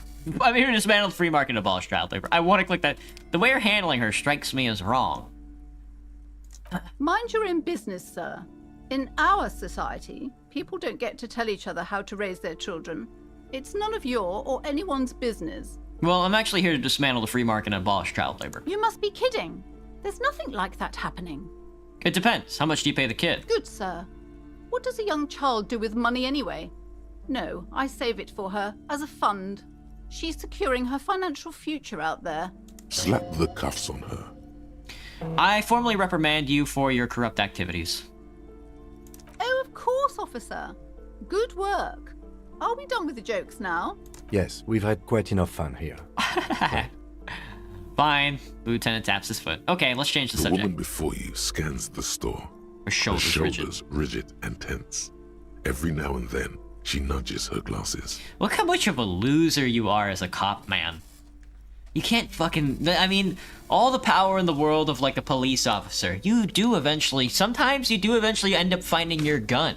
I've got a pen and pad right here. I could just write her a fucking ticket and put this whole store out of business. 1,000 rial, right there. Boom, done. But I don't, because I'm a fucking cop. You know? Farewell for now, book peddler. Farewell for now, book peddler. Don't mind if I go behind this curtain, though. You see a set of tattered curtains blocking the way to another room. A strange cage-like trinket dangles from the curtains. Excuse me, officer. The back room is strictly for employees only. She's right. Those curtains give off some eerie vibes. Better not mess with it. How humble of you not to. Exactly, Sonny, exactly. Shopkeeper, examine the strange cage-like trinket. You see some kind of charm. An irregular polyhedron assembled from bones, sticks, and straw. Inside, a disturbing fish head with empty eye sockets stares at you. Nice. Aside from poking at it suspiciously, there is nothing else to do with the fish head charm at this time. The curtains remain shut before you. Shopkeeper, what's behind these curtains? Nothing. Why aren't you browsing the books? Don't you feel compelled to look at the books? You ought to. You ought to. Oddly enough, the more she tries to draw you away from the curtains, the more alluring they become. What's so eerie about these curtains? Be wary of those mysterious ornaments from the Dark Isles. The Dark Isles? What's going on? Do you realize what's out there? Upon the mist-shrouded islands of Ile de Fantôme in Seminole. Ile de Fantôme. Eerie In the pygmies and Semini. wild shamans practicing unnatural mysticism. Yes, I've sensed that. It's terrifying. They lurk in the tropical pearl of Seminine, casting strange magics on everyone. Ignore the curtains, or suffer the consequences. Pull open the curtains. We're gonna rip open these curtains. Peak voice acting? I know, it's so good. Just as you're about to pull apart the curtains, the petrified voice of the shop owner cries out once more. Sir, don't touch that. I told you it's off limits for the customers. Her hand has closed around her pendant, her fingers nervously playing with the talisman. Parapsychologically speaking, we're done if you decide to open them. I won't be held responsible for the consequences. It's too dangerous. But I sense this place calling for me. I must investigate beyond the threshold. You do? My God, even more reasons not to mess with the curtains. Just step away, dear sir. This is about the curse. That's why you're afraid. No, it's just a storeroom for the employees, I told you. Now please step away from the curtains. Good thing we didn't buy anything, so we're not customers. He's holding inland at gunpoint, yeah. Ma'am, this is different. I'm a police officer. I need to get in there. Why? It's not like anyone was killed there. She stops abruptly as her hand flies over her mouth, baffled by her own bluntness. I'm sorry, I don't mean to be so impolite. Just please don't go there. I can't allow that. You'll only make things worse and unleash the powers. The powers? I don't care. You can't stop me. I'll open them. No! Please just talk to me, officer. Come here and let's talk this through before you decide to do anything extreme. There is something mysterious about the curtains. Be careful. The curtains, tattered with age and covered in dust, hang before you, as if taunting you. Ignore the curtains for now. Alright, let's talk it out then. What's behind the curtains? How's the weather? It sucks, Cherry. Esteemed officer, and welcome to crime, romance, and biographies of famous people. I want clouds and rain and sleet and snow and hail, and they're giving me sunny days, bro. I didn't move out to Seattle for sunny days. I would have stayed in Texas if I want the sun. I hate it. Why are you so uptight about those curtains? I just want to know what's going on the other side. I already told you. It's just a storage room for employees. I don't understand why it's so important to you. Just let it go, officer. Go buy some goddamn books. You're supposed to be drawn to the books. If it's just a storage room, then why does it have a Summonese ward protecting it? If it's just a storage room, then it wouldn't hurt if I just peeked inside. It's not like it's cursed, right? No! She wavers under your gaze, mouth pressed into a tight-lipped frown, then she breaks down. Okay, fine. It's because this place is cursed. Just like Annette said, they don't call it the doomed commercial area for nothing. Are you happy now, officer? Happy that you've ruined everything? She closes her eyes and starts mumbling something to her pendant. Take it easy. You've broken her resistance. Pushing her further will gain nothing. How does this curse manifest The itself? curse is so much worse than you could imagine. It's a disease, eating at the very foundation. A shiver runs through the woman as she looks around the dimly lit It's store. the curse of financial distress, of ruin and bankruptcy. She peers at the curtains again. Another big part about this game is like the eventually, if you go down like the communist path in this game enough, you find like two like theoretical nerds like stuck up in like a hovel planning a quote unquote revolution again, you know, and they talk in very psychokinetic terms, you know. And this is effectively, this woman and this curse is effectively the same thing, but for the capitalists. You know? There's like the material real, and then there's the people trying to live within it, and there's psychoses of trying to like ambulate themselves through the world around them. At least it finally cooled down here. It was like between 34 or 20 a day. Yeah, it's 60 here at night, which is like, blech. That's too hot. Didn't that curtain just move? Okay, I'm a little confused. What does that mean? Annette mentioned there was a previous tenants have experienced some financial hardships. I was hoping for something more paranatural. What does that mean? Everyone knows that all the previous companies in this building have sooner or later declared bankruptcy, and their malicious spirits are still here, feeding off bad business practices and disappointing income statements. To this day, you don't know how Americans live, Graham? Paycheck to paycheck and at least 2 jobs. There's something wrong with this building, I can tell you. Ever since I arrived, I've sensed an eerie lingering presence, as if I was unwanted here. Probably good air conditioning, Graham? No. Air conditioning is present, but a luxury, I would say at this point. Sounds familiar. Strange, I feel unwanted too. What does it mean? Truly so? Perhaps the dark energies are leeching off you. You shouldn't stay in the store too long. It may be dangerous. Have you sought help from anyone?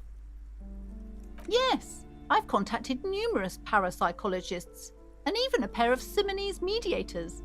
They provided me with the wards. She nods at the strange cage-like trinket on the curtains. The wards help to keep the doom at bay and protect us against the darkness that lies further in the building. Even though now I fear it's not enough. Is your pendant part of the wards as well? Pointed at her necklace. Oh, this? No, it's a special Himian amulet, blessed by desert pygmy shamans, with a spell of compulsion. It's to compel people to buy books. Nice. There are numerous spells cast throughout the store. I had the books anointed with a different inducement spell, for example. It's guaranteed to boost sales. 15%. Would you like me to take the case? I can investigate to see if the curse is real. Most certainly not. I don't want anyone who's not familiar with the psychic arts to get involved in this mess. Stay away. Leave the spirits be, so they can return to their slumber. Psychic arts? Sounds right down our alley. Convince her to investigate the doomed commercial area. Slither Yes! up to her, you silver-tongued fiend. Show her what world-class perfidy looks like. Perfidy looks like. Wait, what if I don't want to lie? Ma'am, I came here to help. I've handled paranatural situations before. Are you sure? Don't think I haven't seen charlatans before. I sense the psychic emanations from afar. The sleeper beyond calls out. I've returned from the void, a paradetective from a long line of paradetectives. I'm not sure I can trust your claims. Honestly, You look like a bit of a drinker. You look like a bit of a drinker. I'm sorry for being so blunt, but... But... The lieutenant keeps his usual stony calm.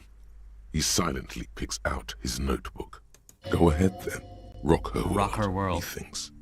I'll compose some notes. I admit I've had my fair share of drinks, but only because the spectral realm is parapsychologically taxing. You see, it's necessary to drink the spirits in order to contact the void. How do you know all this? Here we go. Here we go. Your wards brought me here in the first place. The Seminese blood also runs through me. I used to live on the Shadowy Isles. The Wild Wise Men taught me their rituals. I am the Void Revenant. I have the powers to de-bad all the bad energies. I used to live on the Shadowy Isles. The Wild Wise Men taught me their rituals. Oh my! I should have known. You do have that wild man look. look. Our meeting couldn't have been mere chance. But I am not the only one at risk. I have to think of my daughter. You are certain you can help us?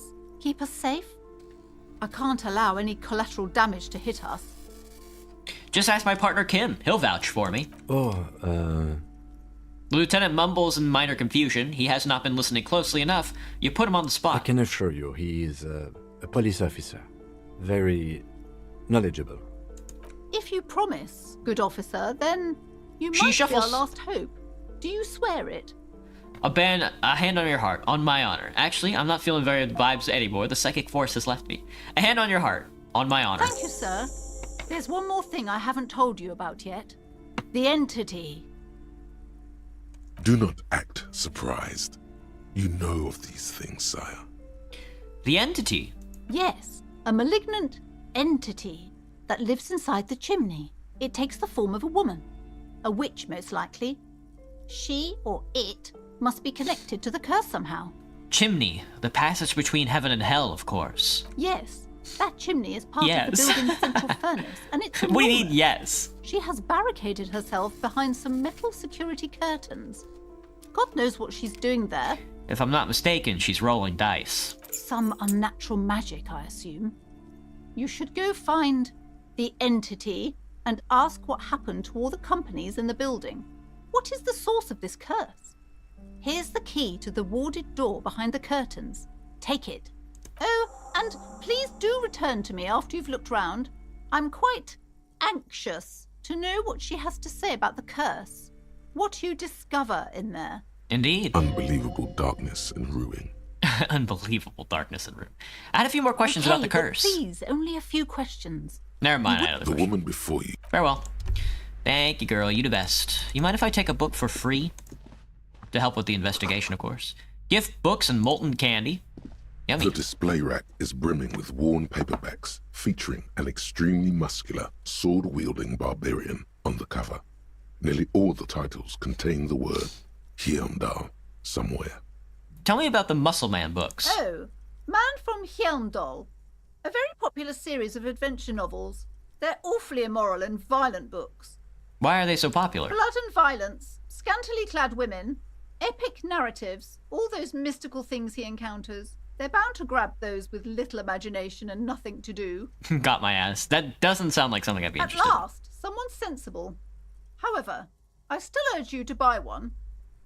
Can't judge a book by the cover, they say. Small reference to Berserk. If you're a novice of the series, I'd recommend Heimdall. $9? The Man from Heimdall. It's supposed to be a good introduction to the series. $9. Rows and rows of Heimdall men blur your vision. You make out some titles. Man from Heimdall and the Mammoth Riders. Man from Heimdall. Return to Heimdall.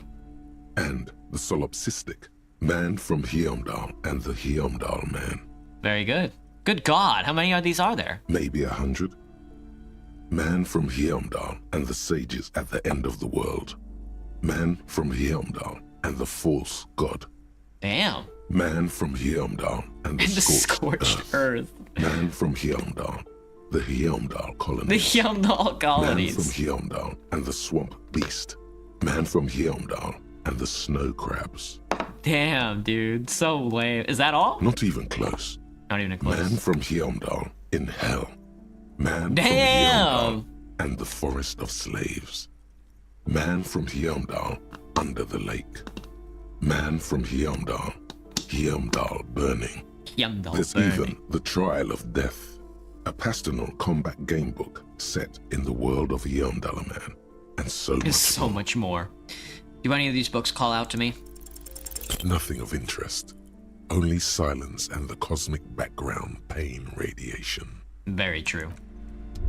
Cosmic background pain radiation. Alright, well, let's take a look over here. Old sports magazines tucked away in a dark corner. Book collects the national recipes of Arda. They're all about lake trout. A small mountain of colorful board game boxes. There are numerous types of games for all. Do I think I'm dying again? I gotta pee. I forgot I wanted to take a break. After we look through these board games. Shortkeep, what board games do you have here? Wonderful board games, sir. The Viticulturist is a classic for sure. Or perhaps you'd like Archipelagos of Insulinda, a very educational game for those interested in geography. That's a good one. Browbritter is a fun game of economic competition, but can get quite intense after a while. We have games for the whole family. You can play with your children. I'll kill you. Who are you going to play board games with? Do you have any friends or family? Do I have friends? Are you actually friends? Or just colleagues thrown together by circumstance? I don't feel as if yes, kids, friends, chicks. I have all those. Then you're a lucky man, officer. Children are the greatest of treasures. She fiddles with her pendant, thinking. For playing with friends, I'd recommend Suzerainty. It's a civilization building game where you build a civilization, then set off to brutally colonize and repress other civilizations. Oh! It'll cost 12 real. Oh, that's a steep price for a board game. Suzerain was not $12. What about the We're All things? Lousy auras there. No, role-playing games are popular among those types. You know, who are into those kind of things. Personally, I don't like it. Not at all. Kill me. I've heard they turn people into occult enthusiasts. That they have rituals where they try to summon entities. Highly immoral stuff. You can still buy them, though. She looks at the table, crossing her arms. Are my coworkers my friends, Graham? They're my coworkers. I don't know if I could... I'm not going to say that they're my friends, but I'll definitely call them coworkers. Look through the pile of We're All related items. An endless variety of source books, lore books, and codices litter the table. The topmost book is titled Welkin Compendium, second edition. There's also a large hardbound tome with intricate cover art, The Hunters of Katawak, Boreal Creature Compendium, and a Pick Your Path adventure game book titled Tales of Wirral, Cavern of Velkrag. Maybe I'm not into all this Binaclard stuff. So true. Anything that really catches your eye? There's a box that says Wirral, 3rd edition Mega Setting Supplements Module. The side panel notes, a fantastique adventure board game, new maps and miniatures. A sticker on it displays 25 real. 25 real, dude. 25 real to collect miniatures in this game. They were cooking. They were cooking when they made this one, man. Have I made any friends since I moved? No, Sonny, I have not. I've definitely not made any friends. That's also because I don't go outside. I mean, I guess you guys, does that count? All right, let me save, pause the game. I'll be right back. You guys think on that while I take the piss and shit. And then really reflect on the game we've played so far. Be right back.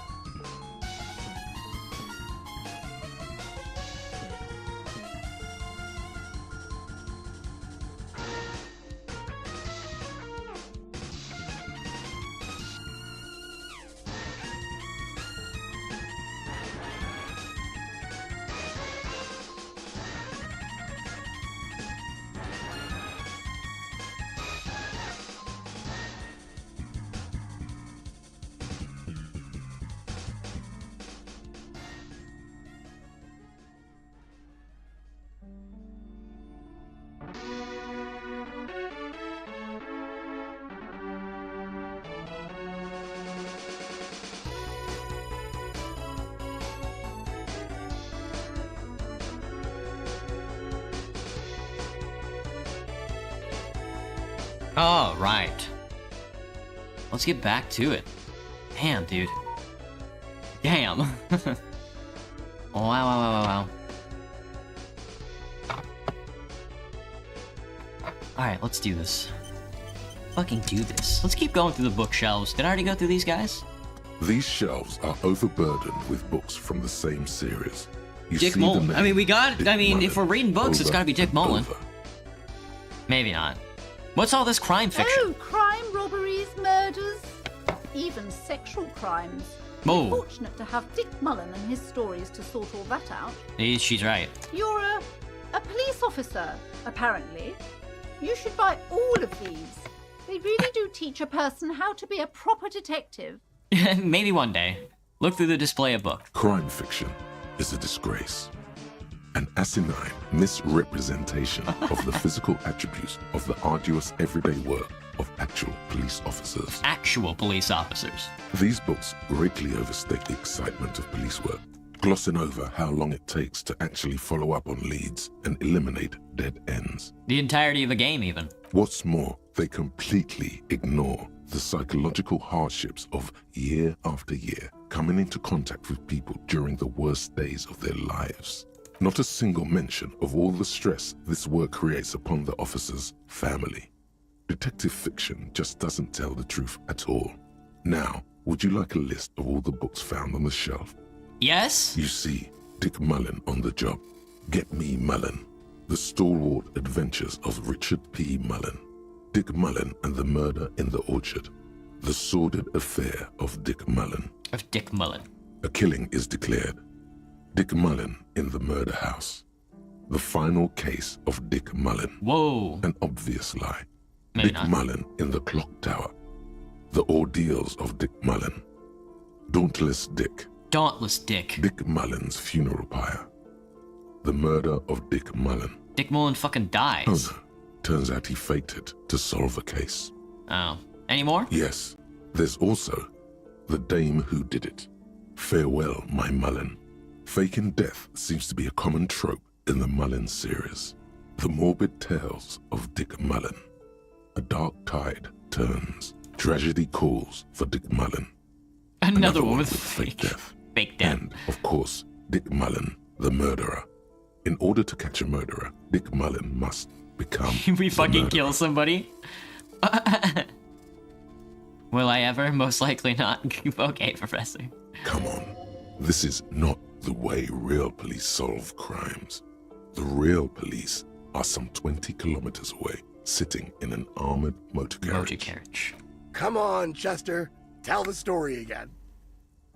A bald man turns toward a lean man and pats him on the back. Again? Man, I tell that one at least once a month. It's not that interesting. Chester replies. The fuck it is. And these guys haven't heard it. You see, Chester here. Chester's faked his death once. His own death once. Why? One civilian looks up amazed. The bald man bellows a reply. A very fucking dangerous case, ain't that right, Chester? They almost got you that time. Yeah, sure came close. Alright, so I was tailing this guy called Francis the Shoe. Inside of the motor carriage is thick with cigarette smoke. Outside, it starts to rain. After all this, you still haven't found the answer to the one question that matters. Who is Dick Mullen? Ever pissed on the moon? I should. Does it even come out of your body if you pee on the moon? Who is Dick Mullen?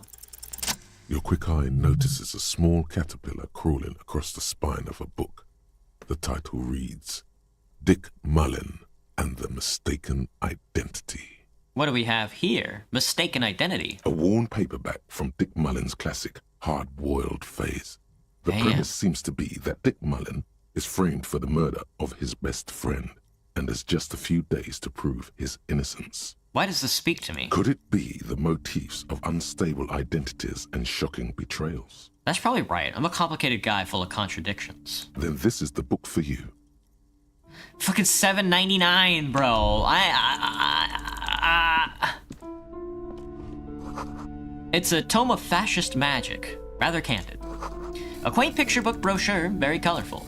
The plaque on the shelf reads, Biographies of Famous People. You see a large variety of names, none of which ring a bell. Storekeep, anything of note on this I shelf? would say... The Greatest Innocence. Yes, most certainly. It's an important educational tool delving into the depths of history, religion, and their relation to innocentic power. Who or what is an A innocence? very influential historical figure. But surely I don't have to tell you that. You're a law officer, and law officers have at least some education. Well... The book is also very daring. The author Night, aims Sonny. to re-examine the universal understandings of the innocentic system, creating a fresh vantage point and a shift in the tired order of things. So you recommend it? Certainly, it's prudent for a person to have at least an elementary understanding of history and society. Imagine the chaos we'd be in otherwise. You feel like you should get this one. Definitely. It's important somehow. There's something personal inside. $4.70. Look through the display book. Well, we could be back for Browsing through all the books with all their names makes your head spin. None of these seem important or relevant. It's all just vapid egoism. Suddenly, a particularly odd title catches your eye. It reads, High Speed Love, the tragic true love story of Jacob Irv and Alfie Delatraz, by one Cecilia Averbrook. What's this about? High Speed Love chronicles the High romance Speed between Love. two of the finest tip-top tourney racers in history. One of them is the madcap driver, Jacob Irv. His blonde mane graces the cover. Nice. Next to Irv's life story, you see a slim biography of an Occidental rock star called the Anti-Star. The Anti-Star. He's famous for shooting morphine into one of his eyeballs and cocaine into the other. Whoa! When you live in capitalism. Next to that, Revacholian radio personality Guillaume Bevy stands in front of a rundown drug den. He's a permanent fixture on Channel 8, reporting on real-life crime and ruining cops' days. Grr, we hate this I guy. really must insist you buy one of the books. Reading them is not for free. Do still browse, though, but not too long. Not too long. She understands she has erred against the customer and immediately corrects course. I'm sorry, I did not mean to rush you. You are browsing. Go ahead. Take your time. Time is commerce. Time is commerce. Yeah, me when I'm a customer in a store. Can you get out, please? Several maps have been attached to a bulletin board hidden inside the alcove. Night, Spider. They're held up by small pins. The board has come loose from one corner. Oh. The maps look old and faded. Your eye catches a map of Insulinda, a map of Revachol, and a map of Martinez. Martinez. Look at the map of Insulinda. This large map displays archipelagos. You see a constellation of small dots on the light blue emptiness of the Insulindic Ocean. The largest in the northeast is La Caillou. You are here. Another, far away in the southwest, Seminese Islands, Ile de Fantôme. We are on Le Caillou. Ozon, Laurentide, Fas à la Mer, Archipelagos, North Arcade Islands, all just specks of dust on the vastness of the Insulindic.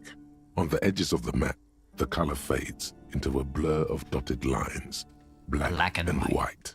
In the northeast, a dust mite stands on the north coast of Caillou. In a bookstore, it's you.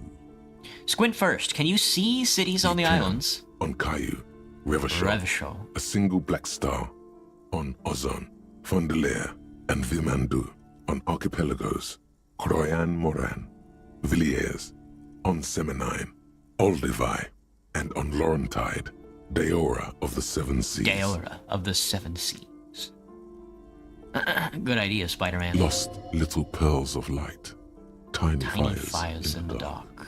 Look at the edges. The ocean breaks apart into a tangle of cosines and azimuths, all pointing into pale nothingness. Windy is the north azimuth. Grad is the northeast azimuth. Samara is the east azimuth. Seol is the west azimuth. Isolas, they're called. Isolas. Connections to other worlds. Words past the Insulindian, unknown to you. You only know you've never been there. You've never been there. You have little idea what they are. Distant stars, gods, but looking at them makes you feel almost non-existent. Whatever they are, the Isolas are immeasurably large compared to you, and very, very far away. Perhaps they are gods, gods of distance and outer dust. Look at the map of Revachol. The north coast of a verdant island is shattered by the delta of a river. It is the river Esperance. Countless bridges put the shards back together, connecting city blocks to river islands. La Delta says a great artificial heart in the center, teeming with life forms and construction. To the east, rolling hillsides, Le Jardin, Stella Marie, the suburbs of Saint-Baptiste, swallowed up into the megacity. They sound rich to you. This is Revachol East. Revachol East. East and the west of the river? Hudon. It's somewhere to live. Not bad. Then there's Jamrock. Jamrock. It's bad. People shouldn't live there, but they do. Then Forburg. It's almost as bad, and much larger. Then Coal City. It's the worst. And Martinez? It's so small you can't even see it on the map. No, wait. There it is. North of Jamrock. The strip of coast next to the Greater Revachol Industrial Harbour. It looks downright despondent. It's almost Coal City, to be honest. Damn. No, this is somewhere to be. This is all you have. But it's still something. Streets and sodium lights, the sky, the world. You're still alive. Indeed. What else do you need? Streets and sodium lights. Look at the map of Martinez. It's not really a map. It's a tourist thing. A picture postcard with buildings on it, drawn from an isometric perspective. A date in the upper right corner says 48. Still, it's detailed. Could be pretty useful for scouting ahead. You see the jagged boxes of an industrial harbor, even the whirling in rags there. Storekeep, can I buy these maps? I'm sorry, officer. The map of Martinez is the only one available. The other two are not for sale anymore. And besides, you could scarcely afford them. They're quite valuable, though they might not look it. The map of Martinez is 90 cents, though. Why is the one of Martinez so cheap? That old thing. It's an out-of-date map of a tourist location that never was nor came to be. From when some design studio people tried to spruce the place up 4 or 5 years ago. They also renovated the horse statue, set up those coin-operated viewers, and designed the new street lamps. Damn, what happened to him? They didn't get that far, for some reason. A shame the project never got going. Would be nice if someone fixed Martinez. Slowly, you move your hand toward the map attached to the board. Before you even reach the map, you're interrupted. My model tracks when you blink? Yeah, it does. Perhaps not. It's against RCM policy to defraud small business owners. Kim, come on. Come on, Kim. Another boring book. Just discard it here. This bookstore is not strictly about crime, romance, and biographies of famous people. There's also a wide range of paranatural literature. I like this. Storekeep, what books are these? Sir, please, no browsing in that shelf. That wisdom is not for free. I can't have you end up, like, opening a police store next door and stealing my customers. Opening a police store next door. Look through the shelf. Amidst the various books, you find one written by someone named Matthias W. Dundas. It's about wholeness, unity, balance. The point of the book, and many others on this shelf, is to give people medicinal advice in situations where they don't have access to paid health services. How does that work? It serves platitudes, while also telling everyone that traditional medicine, the kind people don't have access to, is garbage. Which costs more than this book, is garbage, and would only give you cancer anyway. True. Without even curing your cold or anything. Or anything. Shrug shoulders, it wouldn't cure your cold or anything. Ah! Hello, Bartholomew. Hello, Isabella. Police store? Yeah, that's a new one. I've never heard of a police store. Wholeness, unity, balance, on the other hand, can basically take care of everything. Though it is important to note, when it's up to your mind to heal yourself, then it's because of your mind that you're ill in the first place. Does the book say anything else? The book features chapters on topics such as how to find magnesium. It even lists plants you can harvest magnesium from. How to continue drinking if you're an alcoholic who has destroyed his liver. And there's even a chapter on the ancient Seraïs tradition of using duck gallbladder preservatives to treat and prevent sexually transmitted diseases. Pre and post factum apply. Oh, Nothing fuck. worth buying. Nothing worth buying? I want to prevent STDs. What are you talking about? This is just mundane garbage. What's even paranatural about this? Well, if I use Inland Empire, I heard about a curse. The throbbing in your head increases with every passing moment you gaze at this shelf. Suddenly, as if out of nowhere, a small green book becomes apparent. Oh, fuck. The title of it reads, Medicinal Purposes of the Pale. The Pale. What's the Pale? The book contains very little explanation on the matter. This knowledge seems to be taken for granted. Well, what's this book about? The book contains descriptions of various pseudoscientific therapies, alternative medicines, and folk remedies involving the Pale, also known as le territoire. Le territoire. For example, it recommends vigorously swatting one's naked body with a venik or hand broom, made from the leafy twigs of a young birch tree from the near Oh, we need this book, dude. We need this book to whip the back of our nuts, dude. We need this book so we can make the broom to whip the back of our nuts. Sounds invigorating. It is, and good for the circulation too. What else? It also recommends consuming distilled spirits like vodka or whiskey that have been aged in the Pale. Readers are instructed to cover these jars in a shallow hole just inside the Pale and leave them there for 30 to 60 days, depending on the potency desired. And what does this pale aged liquor do? Among other benefits, it is alleged to restore a damaged liver to perfect health. I should probably get my hands on some of that. What else is in there? For general health and well-being, readers are encouraged to take regular strolls through the Pale, though a sidebar cautions readers to limit each stroll to less than an hour. Inland Empire getting generous? Yeah. Serving me up a slice of next. These strolls promise to cleanse the mind of worries and the body of toxins, especially if the perambulator performs this ritual in the nude. Whoa! Nudity figures prominently in a number of these prescriptions. That's good. This is exactly what you need. Yeah, that's what I'm thinking. There's an entire section devoted to cures for men who are struggling to perform their marital obligations. I probably need that. Excuse me, sir. I believe you've been perusing that particular volume long enough.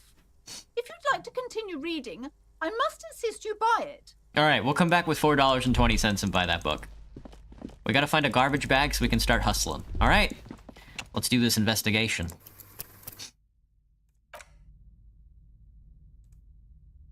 You see a set of tattered curtains blocking the way to another room. A strange cage-like trinket. Boo! You see a dimly lit room full of dusty furniture and trash. A doorway stands in the back, covered in dozens of scary little Seminese wards, your shadow looming over it like an omen. Like an omen. Oh! Escapes from Plaisance as she tries her best to look away, her round face buried in her hands. Plaisance? Something like that? Ghostly silhouettes of hair dryers. A vaguely androgynous portrait of a man. A heavy door with a missing handle stands before you, covered in dozens, if not hundreds, of Seminese trinkets and charms. It appears to be locked. Knock on the door. Only an echo. No one is there. Unlock the door with a key. After exerting some force, you manage to turn the key. It's eerily silent. The door slides slightly open, letting a draft of cold air into the room. Open the door and enter. Oh, right. This takes you into the building. I completely forgot. Sand is dripping from a punching bag. Damn, punched it so hard, huh? The poster says, Situitus Fortis. The rest is worn off. All right, Kim, what's the deal? What is this place? The lieutenant stares at the dusty training equipment. It's an adventure. It's the netherworld beyond the veil. Looks like a gym to me. It's the netherworld beyond the veil. No, it's a gym. Though it looks like no one's been here in ages. I doubt the electricity still works. We should find a flashlight if we want to go on. There should be one in my kinema. An eerie feeling rises in your chest. What if there's a reason why no one's been here before? Yes, because it's closed.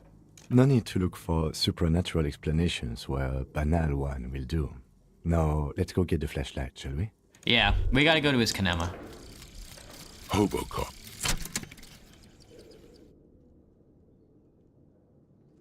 Technically, you wouldn't be a cop anymore, but a hobo. That would mean game over for the cop chapter of your adventures. But who knows where the hobo part takes you? To the bar? The old l'Assommoir? To the pier or the sewers? To Le Royaume, where for 300 years they interred the dead. You could plunder royalist crypts for long-forgotten triple malt bourbon, then fight the Ardamakan beast that lurks the bottommost sepulchres. The secrets of the city are all yours at last. Indeed. Indeed. Hello, Jester, what's up? Reveals extra special collector's editions tear bottles on the map, more money for selling tear.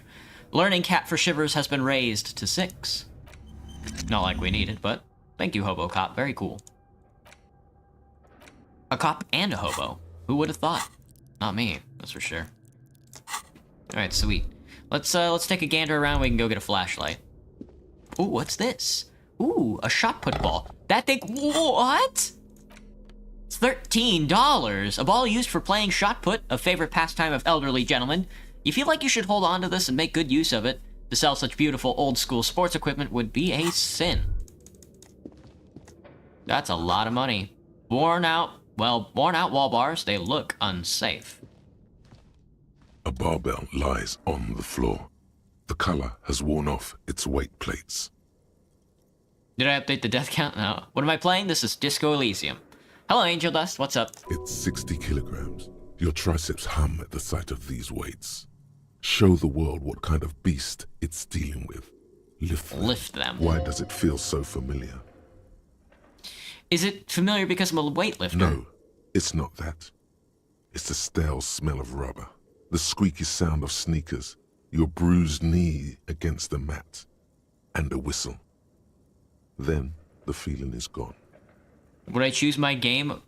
Would you choose your game over sleep? Yeah, probably. Lift the barbell, 3% chance, let's do it. Oh, fuck, here we go. This should be good. Come on, Harry. Hit him with the Jamrock Shuffle. Boom! And then he fucking died from a heart attack. You managed to hoist it off the ground.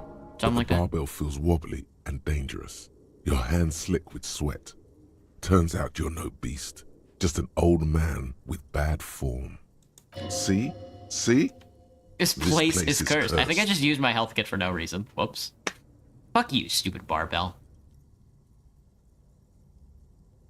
Fuck you, stupid barbell. Weightlifting was never my favorite either. Lieutenant is obviously handling you. At the station gym, I mean. I prefer running. It clears your head. Lieutenant steps away from the barbell, letting you recover your peace. Well, not like I need that health kit anyway. He works to death. But be honest, is live streaming more important than sleep? For me, it is. And don't lie on this one day. Be honest. Do you want to entertain us more or less? More.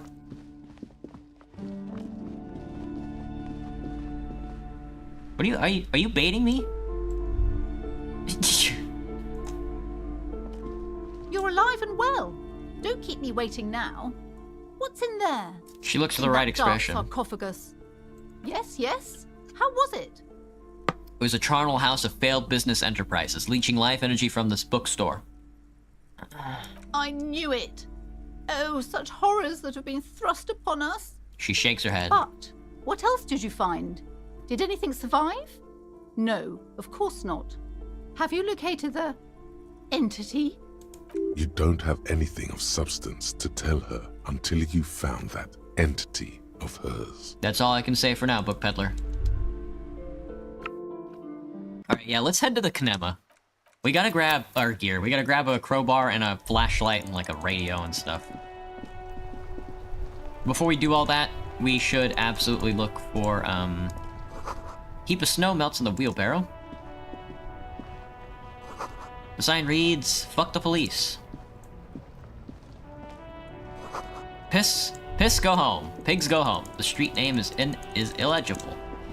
Before we crack open the Kinema, let's interact with our ledger one more time. Found. Oh, and an incredibly Let's browse cool the case piece of files. Let's kitchen read a tech. case It takes file. We'll about do the half an hour to- unsolvable case. AKA Leslie and Burke.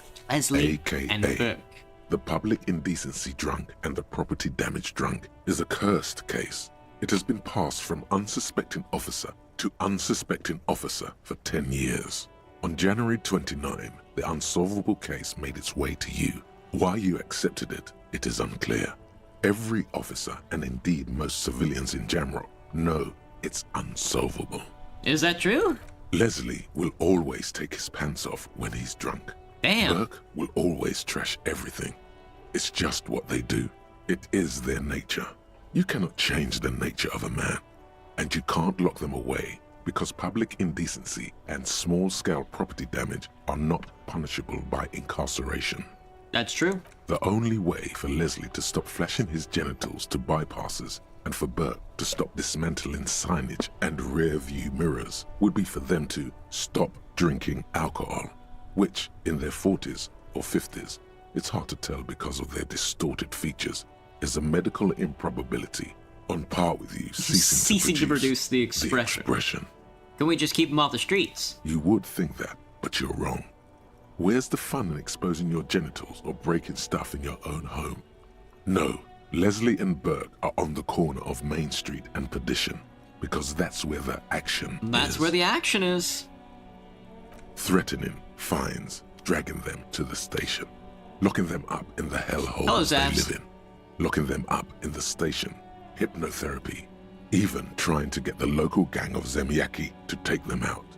The Zemyaki gave them ethanol, so Burke and Leslie would expose and rampage even harder.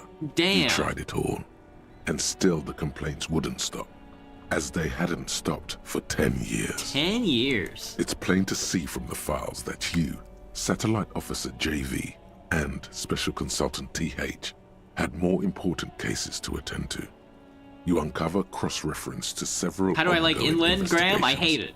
Each It's like the brought to a worst standstill stat. every time you drive down Main Street, because there they are, on the corner of Perdition. And what is Leslie doing? Property damage. What game am I playing? This is Disco Elysium. They're obviously doing property damage. No, that's Burke. Leslie's shtick is flashing his genitals, remember? How will you ever solve the unsolvable case if you can't even get that straight? Well, turns out it's pretty simple. The case becomes considerably less comic one day when Burke takes a swing at your ledger. Whoa! He must have confused it with the property he likes to damage. But the joke's on him. You're also You're drunk. also drunk. Drunk out of your mind on potent Pilsner. You slam the hardened plastic board in his face, then proceed to beat him unconscious with it. Damn. In the process, the ledger sustains damage. The compartment within, reserved for permeable documents, is jammed shut. You stop your assault on the now unconscious Burke to open it, but are unable to do so. The officer began to cry, reports Leslie, who, at this point, is tending to Burke. Tending to Burke. He came at us, and at us. I think he was trying to kill Burko. While trying to kill Burko, you slowly come around. The permeables compartment is open. You've smashed it open on poor Burko's kneecaps. The good news is, Burke can't walk anymore. Can't get out of his apartment, an invalid. With Burke to tend to, Leslie cuts back on the indecent exposure. Maybe he flashes his genitals to Burke, who knows, but both drunks are off the street. The complaints stop. The unsolvable case is solved. Alright. Which is also why the officer responsible narrowly escapes a disciplinary hearing. The end. The end. Do you want to read another one? Nah, Not we'll be much back has though. changed in the meanwhile. Ooh, a bunch can we of try to sodden open the... papers still sags from the clipboard. Let's keep trying to open the hidden compartment. Just Sweet. relax.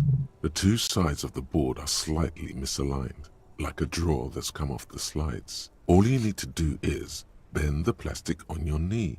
Slowly. The slides snap back into place.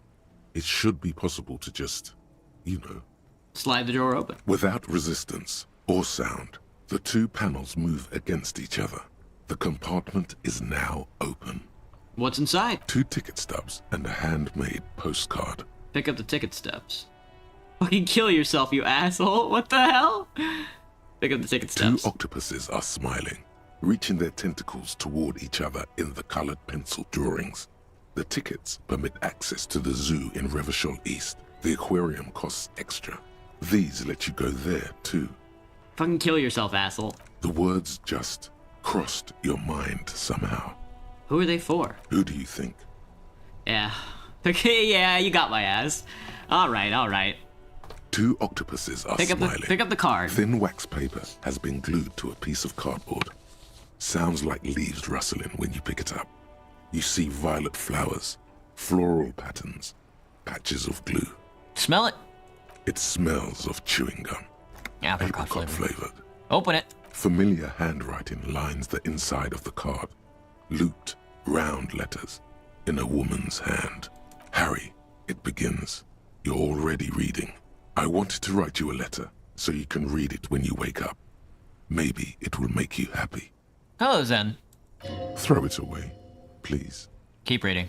Your hand shakes, holding the card. Every morning when I step out and you're asleep behind me, it says, I find a little piece of sadness in me. I carry it in my chest, down Voyager Road. Yeah, this is gonna get tough. Inland can bait me, that's true. I'm pretty good at Zen. Every step I take, it grows. By the time I reach the fuel station, it has filled me entirely. I step onto the light rail and look back. Sparks fall from the bow collector. I know it will be like this until late afternoon, when I get off the 42 and walk back to you. Keep reading. You. Every step I take will get lighter. It almost makes me run. Sometimes I do. I can't believe I met you. I can't believe the happiness I feel with you. You have a vast, vast soul, and I will always come back to it. What game is this? This is Disco Elysium. Kisses, kisses, kisses. You feel the air sucked out of your lungs and the blood sucked out of your head. Everything around you gets dark. Small white dots appear. You feel the ledger slip from your hand. Fall sideways. Boom!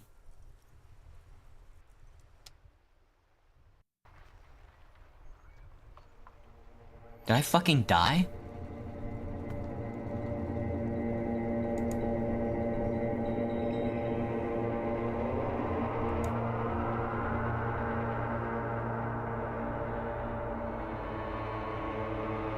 Awaken. There is nothing. Indeed. Again. Just lie there, passed out. Nothing. Nothing sad, brother. No treachery, just blackout. Just lie there, passed out. Well, almost nothing. There is the ground below you, that's still there. And the small light that's on, fluttering, somewhere in the basal ganglia. I don't think that counts as a yeah, honestly. That's me. Blue eyes, that's me. Not dead yet, still holding on. And who was that? Who was what? He speaks of the sickening longing, the unwell emotion. Even in the darkness, he's grasping for it. Still trying to hold on to the great sorrows slipping in the water. Slimy. Yeah, that's the stuff. Here in the paleo-mammalian cortex, we call it the shadow. The shadow. Because it's always there. Was that the X something that... Where's the Voyager Road? There is no Voyager Road. There are no roads, no houses, no lights in the windows. It's all on pause. Was that the X something, the... Bloated corpse of the past resurfacing? No, it was beautiful. Beautiful. Believe me, stupid ape. Its lack of beauty was not the problem. Enough. Just lie there. Motionless. You think they would let you? Until you disintegrate into biomolecules? No. Someone is breathing on your face now, inspecting your pupils, stupid idiot. Was it that? I'm not coming back. Oh, but you are. They're pouring Something on you. He's pouring water on me. In you. Gross. It's Glowing lights on a dashboard emerge out of nothingness. Where am I? The upholstered cabin of Lieutenant Kitsuragi's motor carriage, seated in the driver's basket. The air is thick with leatherworks and heavy fuel oil. Cold water runs down your chin. Drink. Water. Lieutenant extends a small canister to your mouth. Drink. The water is cold, silvery, the stuff of life itself as it pours down your parched throat. The pounding in your head recedes. The darkness parts. Drink. You haven't drunk water in 2 days. Damn. Did you know the human body is not made to survive on alcohol alone? You need a secondary form of hydration. You're wrong, Kim. With greedy gulps, you down half a liter of cold water. Damn. Some of it spills on the driver's seat. The lieutenant pays no heed to it. What happened? Gotta ask you the same. You were reading your paperwork. Then you passed out. I carried you to my kinema to take you to a hospital. Then you came to. How long was I out? 10 minutes, maybe.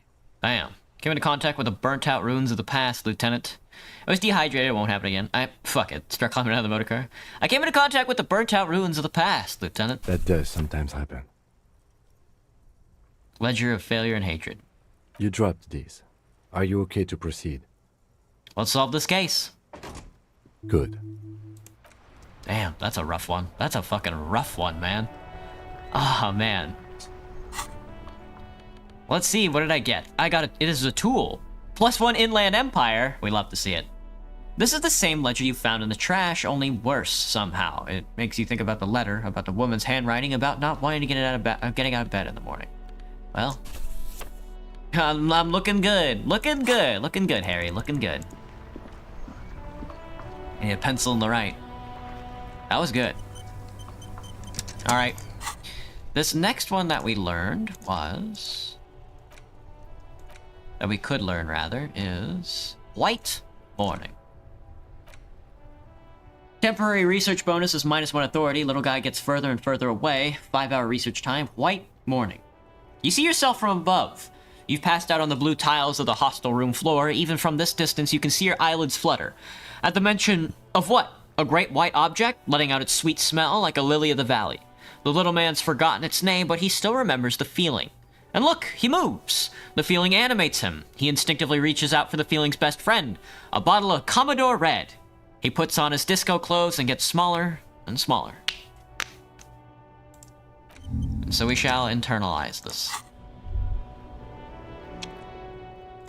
It is very funny. He drinks a... It is very succinct. God, this game is so succinct more than anything. You just puked, Majima? Damn, brother. And the game is very succinct, and I mean, you are drinking a bottle of fucking alcohol called Commodore Red. You literally wake up, diffuse, you know? The world falls apart around you. It's romantic. The game is romantic in its depression. Sadly, it is only a tale. Alright, let's hit the kinema. Before you stands a motor carriage. The bodywork is covered in blue and white livery, bearing the number 57. Pop that bad boy open. In the cabin, you are welcomed by a set of steering levers, a radio microphone on a hook, a pull-out toolbox under the seat, and the soft glow of the fuel preheater gauge. Kim, how do I turn the headlights? All right. Ready?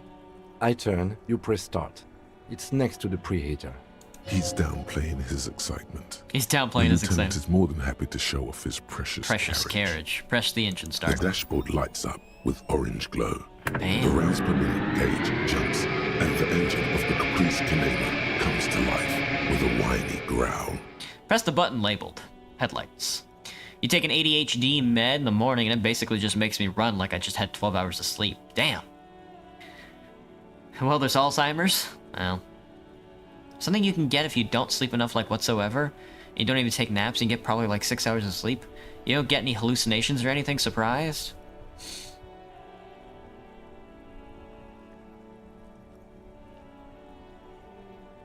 Well, 6 hours of sleep is fine for most people.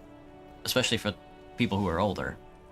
But yeah, I mean, Alzheimer's would be the first thing. No Alzheimer's here. Well, it takes a while to build up Alzheimer's, but it does build up, you know. Also, if you got Alzheimer's, you wouldn't know. It's not a self-aware fact. Press the button labeled headlights. The lights unfold with a little click, casting electrical light onto the ground before the vehicle. There you go. I'll turn them off from the remote once you're done.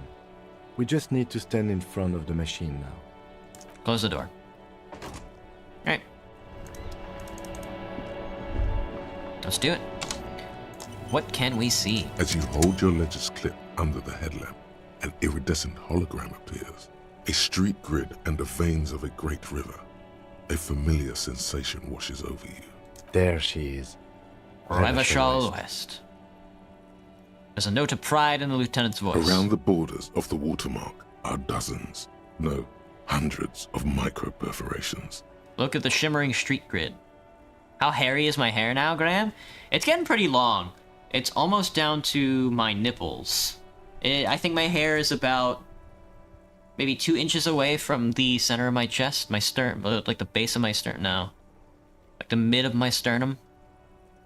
The rectangular watermark is overlaid with the logo of the RCM, and yet the major arteries of Revachol are all recognizable. They shimmer in the Kanema's headlights. Wait, look around you. A rat brazenly darts past you and disappears amongst the stopped lorries. In the distance, a child somewhere shrieks. A woman reprimands her in a voice no quieter than the child's cry. Ah, Martinez. Martinez. He smells the air and says, "Where are we on this?" Point to the halogen map. Let me see. He takes the ledger for a moment and inspects it. Right here. He says, his finger near the top of the map, on a segment of coast jutting out into the great ocean. Seems nice. No, it does not. It does not. The lieutenant says without optimism. Look at the perforations. There are many of them, and they are divided into 3 separate rows. Tally up the different rows. The first row has 18 dots. What about the next one? The next is the longest. It runs all the way around the border, and then some. Count them individually. There are so many, it's hard to count. More than 150, at least. Maybe even 200. What about the last row? The last row has 3 perforations. 3? That's it? That's it. Hey, Kim, what do all these holes mean? Point to the dots on the Those watermark. are perforations. They represent your record as an officer of the RCM. They are your statistics, as it were. I should have guessed you'd keep a record. Officers often do. Let's take a look. What I mean by that is I usually get 3 hours of sleep and 6 hours at most, at least once per week. Your hair goes past your sternum, Cricket. Nice. The first row represents your years of service. Long. 18 years. Okay, not bad at all. What did you do before you volunteered? Get drunk like a megastar? Wait, 18 years I've done this? Walk the land, telling whores and liars of the end to come. There are 9,855 days remaining. I was a hobo and I lived under a boat. Probably some boring office job, same as everybody else. I feel like I just went around apologizing all the time. You really think I have any idea? 18 years I've done this? That's what it says. I might have guessed even longer based on your age. What did you do all those blissful years of your youth? Do you really think I have any idea? I was a hobo who lived under a boat. You know, the RCM is a volunteers organization. We would have no qualms with vagrants joining our ranks were they qualified. Were they But qualified? let's move on, shall we? This next row, the one that wraps all the way around, is your number of closed cases. Closed is good. It means finished. You've got, let's see. You're only 5'3", Cricket. Dang, short. Wow, more than 200.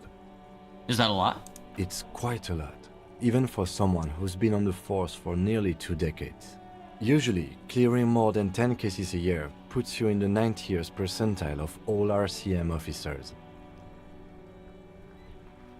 I used to be good. That's some sauce, I guess. What's the last number? So you're saying I used to be a super cop? Call it what you want. You were a valuable member of your precinct. Now, let's look at the last row. Right. Those are your confirmed kills. You've got precisely 3 perforations there. 3, so I am a killer. So I'm a killer. For an RCM officer, especially Precinct 41, which is in the Jamrock Quarter, it's rather tame. Tame. I mean that in a good way. What's it feel like to kill a man, Mr. McCoy? A young woman asked the man across the desk from her. Honestly, babe, says John McCoy, crossing his ankles over said desk. I don't feel anything anymore. It's just like brushing my teeth. I do it once or twice a week and don't really think about it. There's no trace of guilt in his voice. There are certain officers who treat their kills like some kind of ghoulish game. If they do happen to solve a case, it's usually by accident. It's obvious Lieutenant doesn't think very highly of these officers. But it seems as though you are, or at least were, one of the good ones. So we have that to be thankful for. Have you ever killed anyone, Kim? Yes. He says decline to elaborate. It's not a problem for him to state it, however. How do you handle the strain? Everyone has their own method of coping. Some more effective or self-destructive than others. It gives you a meaningful look. Personally, I find it helps to keep up a few hobbies. Like what? Oh, this and that. Let's not get into it now. Maybe I should find a hobby. Anything's better than annihilating yourself with drugs and alcohol. It's meant in earnest. Please don't mistake it for a jab. Thanks for this. The lieutenant nods. Alright, let's go. Right. I'll go turn off the lights. Sweet. Task updated. That's a finished task. Excellent, excellent. Superstar Cop. Name unknown. Superstar Cop 3, Apocalypse Cop, Sorry Cop, Boring Cop, Communist 3, Fascist 1, Ultra Liberal 2, Moralist 0, Good Cop, Bad Cop, Honor 1, People Killed 3. That's very funny. Rank unknown, name unknown. Communist. He is... Le Communistin. Inside, you see a set of steering levers, a radio microphone, a pull-out toolbox, and the Do I want to soft look at the glow time? of the fuel preheater. Yeah, we're gauge. almost out of here. Let's see. Kim, what are we looking at? What is this machine? This is the Caprice Kinema, my motor carriage. You can use the toolbox and the radio if you'd like. He nods at the cabin. Motor carriage, motor carriage. Something bad with a motor carriage. A dark lump rises in your throat. What is this sinking feeling I have with the words motor carriage? Nothing, nothing. It's probably nothing. Forget I brought it up. Please proceed with the carefree lollygagging. Why? Do all policemen in the RCM have such cool motor carriages? The Caprice Motorcar does provide most of our patrol vehicles, yes. Can we turn it on and go somewhere? No, I'm afraid not. We have a murder case on our hands, remember? Okay, but what is a motor A carriage? motorized vehicle, officer. I'm sure you are familiar with the concept. We've had these for nearly a century.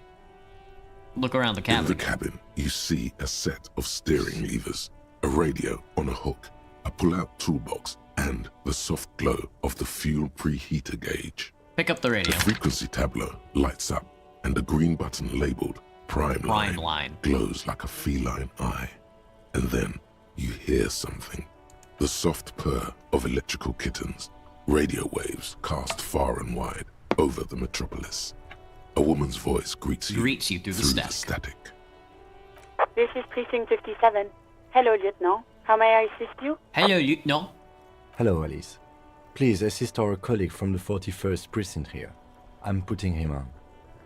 Come in, Delta 10. This is Firewalker. Copy.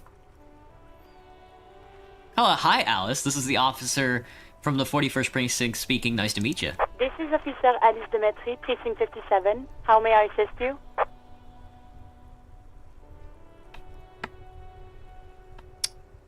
Contact me as Sylvie. She may have reported a murder. Of course. What is her number, officer? Kim didn't Gart give you Sylvie's number? Yes, hold on. Her number is 005 1944 298. Should I call that number? What kind of extension is 005? Received. Hold on, officer.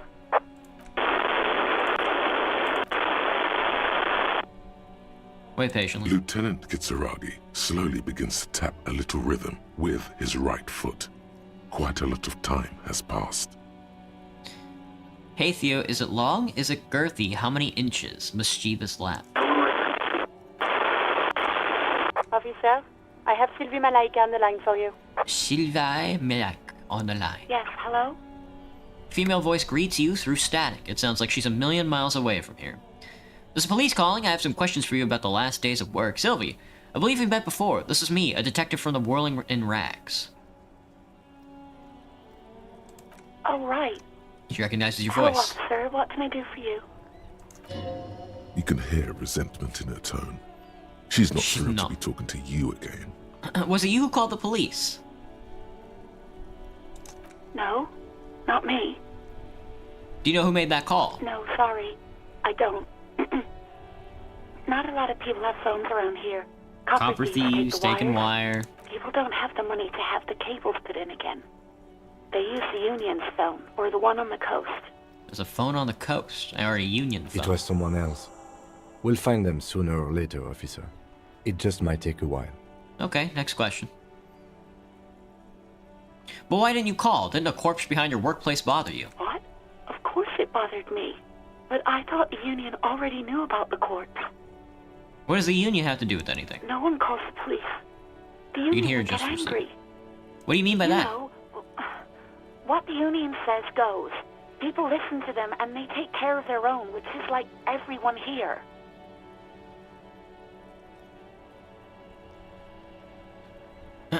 Wait, Kim, lower your microphone. Is she speaking the truth? The Union is the law around here? Legally, no.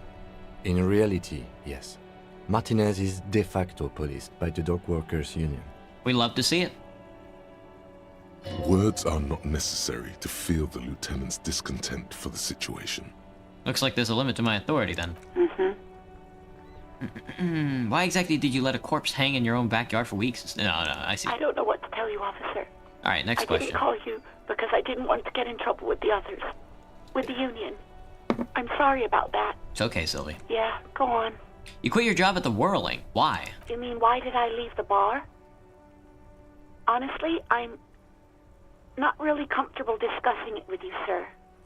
Comfortable discussing it with you? Why not? Let's just say I left because I needed to get away from someone. Get away from whom? You know whom. You think you hear a sliver of accusation in her words. Uh-oh. Don't be paranoid. She's obviously talking about someone else, not you. You mean me? You need to get away from me? I really don't want to talk about this. Let's just forget about this, okay? Okay, alright, I won't push you. Are you ever coming back to work? Maybe, I don't know. I just know I have to take some time off right now. Do you know who put the victim's clothes in the garbage? No, I don't know. It wasn't me. I haven't been out there since. I was terrified of the stench and... She falls silent. You know how my paperwork ended up in the trash container behind the Whirling? Well... You tried to jam it down the toilet, sir. Clogging it completely. After I had unclogged the toilet and retrieved the paperwork, I threw it out in the trash, thinking you didn't need it. She's right. I am sorry about that. Anything else, Detective? That's it. Thanks, girl. I do hope so. Please, don't call me again. Why does she seem angry with you? She's ready to hang up. Yes, you have obviously done something to upset her at the Whirling in Rags, when she was still working there. Wait, before you go, you're mad at me, right? Tell me, what did I do? I can't remember anything. I'm not mad, it's just... You were so drunk and so emotional all the time, and then the skua thing happened. It just made me want to quit. The skua thing? The stuffed bird. The great skua. You threw it against the wall while screaming, fuck that bird! and laughing like a maniac. That's me, bro, that's me. I think you said it had been giving you shit ever since you got there. That does sound like me. Didn't seem like you had fun doing it, though. So you're telling me I was the one who made you want to quit? Yes, obviously. You were the worst client I've ever seen. And I have seen so many assholes in this place. I've had sailors fighting, union guys grabbing my ass, kids stealing booze. Once a guy was glued to the karaoke machine every night for 2 months. But you... Go on, I want to know what I did. Well, you were worse than all of them. Honestly, you were getting borderline aggressive. Even about little things like not turning down the volume at 3 a.m. I even liked one of those songs you kept listening to on repeat. No more. I hate it now. Which song? We Go On by the OO. I can't listen to it anymore. You've turned it into a parody. Was that all? Then there was your room. Your project. An experiment to see how bad it can get in there. Damn. I tried to send the cleaner, but you wouldn't let me. Threatened to make me understand. I had no idea what you meant, and I don't want to know. Ooh. And then you screamed something about how you're actually a real cool guy, and no one understands it. One of the coolest guys there is. The coolest guy in Jamrock. Something about disco, too. Jesus, sounds intense. And then I had to deal with your toilet. The one you clogged with police documents, causing water damage downstairs in the kitchen. I won't even mention you waving your gun around, harassing customers, threatening to sing karaoke, threatening to kill yourself, dude. Okay, I get it. I wasn't a very good tenant. No, you really weren't. You were simply the worst. I was trying to show you the world of tomorrow, the great panic at the end. Well, you're the worst tavern wench I've ever seen. I'm sorry for everything, Sylvie. Sorry for everything, girl. God, I knew I shouldn't have brought it up. Just try not to call me again, and let's pretend it never happened. By the way, what else did I sing besides the OO? I'm looking for a song. Oh, all sorts of things. From disco, rock too. So much disco and rock. Maybe you can help me identify this one particular song? Which one would that be? One that was really sad? Sad? I think the one you mean is the smallest church in Saint-Saëns. Richard, that right up. Interesting. You still have to find it, however. Thank you for talking with me. Take care. You hear a sigh of relief on the other end of the radio. Wordless. The call breaks. Then the already familiar voice. Oh, fuck, that was a rough call, dude. Damn. Oh. You could go for some chicken noodle soup, or you're too weak to cook and too broke to order. I get that, Majima. I'm making beef stew tomorrow, so it's gonna be tough for me to break out the meat. Anything else I can help you with, officer? Officer? Could you connect me to the 41st precinct? I have something I need to report. Told I need to connect to my station. 41st Lazarus. Connect me to Sylvia again. Could you connect me to the 41st precinct? I have something I need to report. Just a second, officer. She puts you on hold, the static crackling softly like a bonfire. After a while, you hear an old man greet you from the radio. His rattly voice is oddly familiar. 10-2, 10-5. This is 41st. Come in. Over. A scrawny old man sits in a dusty cubicle, smoking, with a large white rectangle sewn on his vest. In front of him is a box-shaped apparatus with an array of wires and antennas. The radio switchboard. Nervous? Ugh, well that call was pretty aching, I'll give you that. 10-4, what's your status? Over. It's not good. 10-18, 10-20, over. Oh, can you repeat that? 10-18, 10-20, over. Please just talk human to me. These numbers mean nothing to me. State your message, sir. Over. And you report my badge missing? 10-9, repeat message. Over. My badge, I can't find it anywhere. Basically, it's gone. 10-4, message received. This is a very serious situation. I need to 10-22 the captain. Over. Is it him? What does he want? There he is. Says he lost his badge and needs to report it. He what? He lost his badge? Hey, who's this? This is Communication Officer Jules Pidieux, sir. Over. Not the other one. You mean your partner? What is he saying? He's asking who you are. He's asking. I'm his goddamn partner. Jean. It's your partner, Satellite Officer Vitmar, sir. Merde. Over. Satellite Officer Vicmamer. Did he lose his memory along with his fucking badge? The man in the background sounds like he's losing his patience. Who lost his badge? Dick fucking Mullen. Who do you think? It's Officer Dick Mullen from the bestseller Dick Mullen and the Lost Identity. He says, fighting off laughter. Dick Mullen is not your name. It's the name of a fictional detective who will not lose his badge. Can I level up? Yeah, I can. Okay. I was gonna say, can I level up while I'm in here? Dude, level 11 Inland Empire, brother. For some reason, I have 2 composure. -1 save your fare is so good. Level 2 electrochemistry. All these level 2 conceptualization. My volition. Defend yourself. Immediately. They're laughing at you. Haha, officer lost his badge. Haha, like I'm the first cop to ever misplace it. He says this has probably happened to other policemen before him and laughs sarcastically. Oh god damn it. Is he fucking kidding? The whole station's gonna be dicked for this. Satellite Officer Vikmar is wondering if you might be joking and adds that this tarnishes the reputation of the entire station. Over. Mullen dicked us. Come on, officer, tell him to stop. This is serious. He's asking you to stop, says this is serious. Of course it's serious. He lost his fucking badge. Satellite Officer Vikmar concurs, losing your badge is serious. Over. Satellite Officer Vikmar concurs. So good, dude. 10-4, I hear you, officer. I'm just going to make a note here that you are in pursuit of your misplaced badge. Over. Over. Fuck me. Mac, come here. You've got to hear this. Dick Mullen lost his badge. What's going on? Super Cop here lost his badge. He lost his what now? His badge.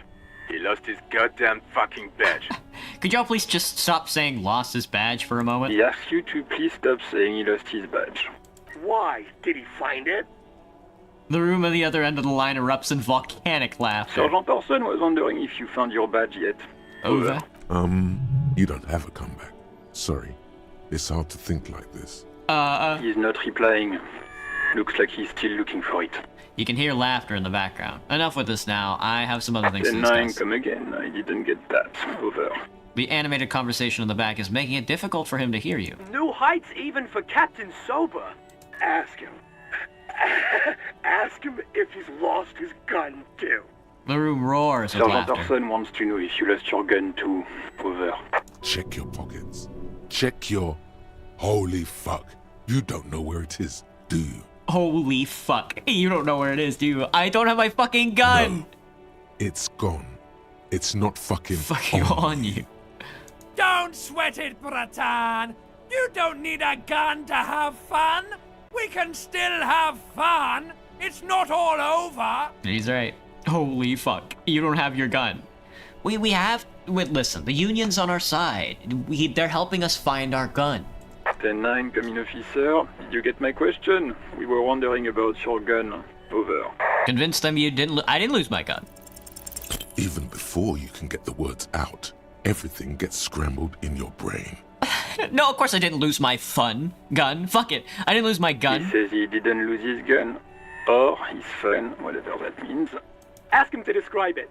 His gun. Not his fun. Just the gun will do. Just his gun will do. He laughs. Satellite Officer McLean requests a description of your weapon. Over. Oh, request a description, huh? We'll give him one. Describe the plasma gun. The plasma gun. Whispered to Lieutenant Kim, what are you packing? For starters, it's massive. Got flared cooling vents along the front and hydrogen flasks sticking out too. 10-9, come again, please. Over. It's got magnetic accelerator and arc that accelerates the energized ball of periwinkle blue hydrogen-based plasma to near light speed. I'm going to need to put you on speaker for a second. Over. In contact, it detonates with the power of a dying star, erasing every living thing from existence. Oh, and did I mention it's dripping with sexy blue plasma? The officer is describing his genitalia in exaggerated terms. Over. Host in heaven. Did he lose his gun and his mind? And his mind. Dear God, he lost his gun. Oh my, I can't. The man succumbs to laughter again. This isn't really a laughing matter. Mac can face a giant of Coco Nur by himself, but Disco here made him piss his pants. Oh, I can't. Fuck. He lost his... Ask him if he's still got his wiener. I'm not going to. I'm not going to. Ask him. Sergeant Orson here is wondering if you are still in possession of your genitalia. Over. I left it at his mama's after I fucked her ass all night. Tell him that. That's a negative. Not going to say that. Over. Over. What's he saying? Share with the class. He said he sodomized your mother. The prick ate Mama's vanilla waffles at the captain's birthday party. Some nerve he's got. Yeah, fuck you, Mac. Sure her vanilla waffles were the only thing he ate? Shut up, Chester. This isn't funny. This is my mom we're talking about. Tell him to apologize right now. Sergeant Orson requests that you apologize for the claims that you made about his mother. Over. Okay, well, don't. If you don't like the Fallout, maybe don't fuck with the Firewalker, buddy. Like he says, you shouldn't have antagonized the Firewalker in the first place. I get why you like the game now, Graham. Dude, Graham, this game is so fucking icy, man. It's so good. Who? The disbelief in Vic Mayor's voice is overwhelming. Satellite Officer V. The Firewalker. I'm afraid he might be referring to himself as Firewater. Firewater. Firewater? He's lost it. Fuck it. Tell him to find his goddamn badge and gun. That's the only thing that matters. Satellite Officer V. Yeah, I heard him. I'm on it. No, I think I'm good. I think I'm good without my gun, thanks. 10-4, affirmative. Officer is in pursuit of his firearm. There's static. Oh, God, The man's fighting back tears. Drunk percent, right? We gotta find some liquor, bud. I think we can buy, if we find enough cash, we can buy some liquor. Is Inland Empire the funny, Professor? Well, Inland Empire is one of the funnies.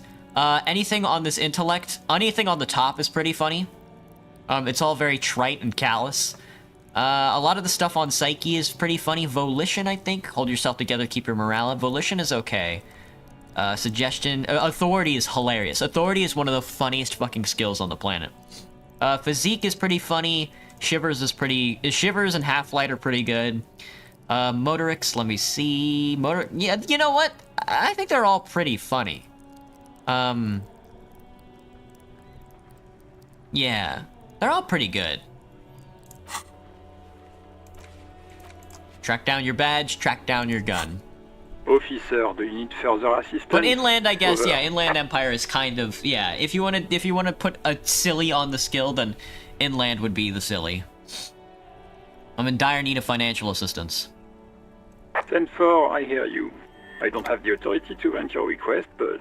What does he want now? He's asking for money. He's asking for money. Is he fucking kidding? I don't think he is. Don't give that asshole anything. He's just gonna drink it all. Probably. Right, that's a negative on the additional funds, sir. Over. It is paramount to the investigation that you grant me more money. He says it's important to the case. He isn't getting a red cent. You can tell him that. Request denied, sir. Over. Please, I'm begging you here. I don't even have a place to sleep tonight. He says he's in trouble. Doesn't have a place to sleep. Well, I guess he'd better crack the case before sundown then. Vicmar said... Who cares what this Vicmar said? Pull on their heartstrings. Pull on their heartstrings. I don't want to be here anymore. I want to go home. Please come and get me. Listen. It's okay. You can do it, sir. Over. Over. What is he saying? What's he saying? Did you want anything else, sir? Many of your colleagues are also here. You really need to get your shit together. This is nearing a complete meltdown. Please, I don't want to be here. I have to. Suddenly, the necktie feels like a boa constrictor around your neck. Oh, squeezing the dear life out of you. Try to loosen its death grip and breathe. Hey, if you don't want to have the most intense orgasm of your life, fine. Don't. Oh, fuck. Why does Lieutenant W. Freighter have a fucking... Why does he have a BDSM kink, dude? He's got a choking kink. No, man. The hell is happening to me? He terminated the connection. I guess he was in a hurry. Please, I'm scared. I can't breathe. Help me, The radio please. falls silent and lifeless. The communications officer has disconnected the call. What was that? It's okay, detective. We call it subterfuge in the Force. Ever heard of it? What, you've never seen a man getting a panic attack before?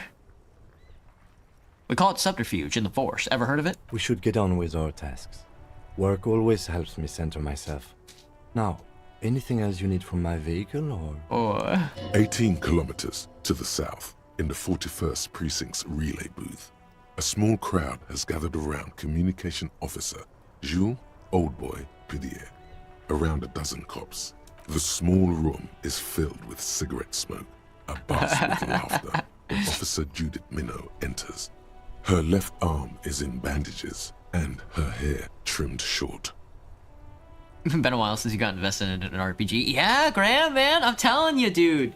A lot of these fucking RPGs that get made nowadays just don't stack up because they don't give a shit about writing. They only give a damn about walking around killing people. They only give a damn about, like, the tactical RPG type stuff. And I don't want to play that. I want to call up my fucking police force on a kinema fucking radio and like beg and cry so much that my fucking necktie starts like strangling me and trying to get me to like have an ejaculation, you know? Now that's fucking writing. What is going on here? Did something happen? She asks, startled. John Vicmair turns to her and says, What happened is my partner made contact. It's not good. He's lost his badge and his sidearm. He seemed confused, delirious even. He stops to think. Mac, the torso Torson, is finger-fucking his fist, laughing hoarsely and apparently telling some dirty story to his partner, Chester McLean, near the entrance. Better than your brain melting? Oh, this is the most brain melting game. Yeah, Mullen was fucked, alright. Sounded fucking drunk to me. Yeah, Mac's right. This was some gnarly shit there. I mean, before he started begging for money, it was... Enough! None of Commotion. this is funny. It's fucking sad. That's what it is. He's a cop. He's one of us, goddamn this. We must help him. Minoa looks down at her neatly polished black shoes. There is a quiet firmness to her voice when she speaks. How do you fucking plan to do that, huh? Get him off the drink? Go jogging with him in the morning and get him on carrot juice? He's a lost man. I just know we can't give up on him when he's at his weakest. He wouldn't. The crowd in the room has started fidgeting uncomfortably. Someone's trying to slip out unnoticed. Mac, man the door. You know what he told me? I don't want to get better. I want to get worse. Those were his words. He sighs heavily and turns to address the room. This shit does not leave this room. Not a word of this to the captain. Or anyone else. We'll give him a couple of days to pull his shit together. I guess I can hold off the report for a few days.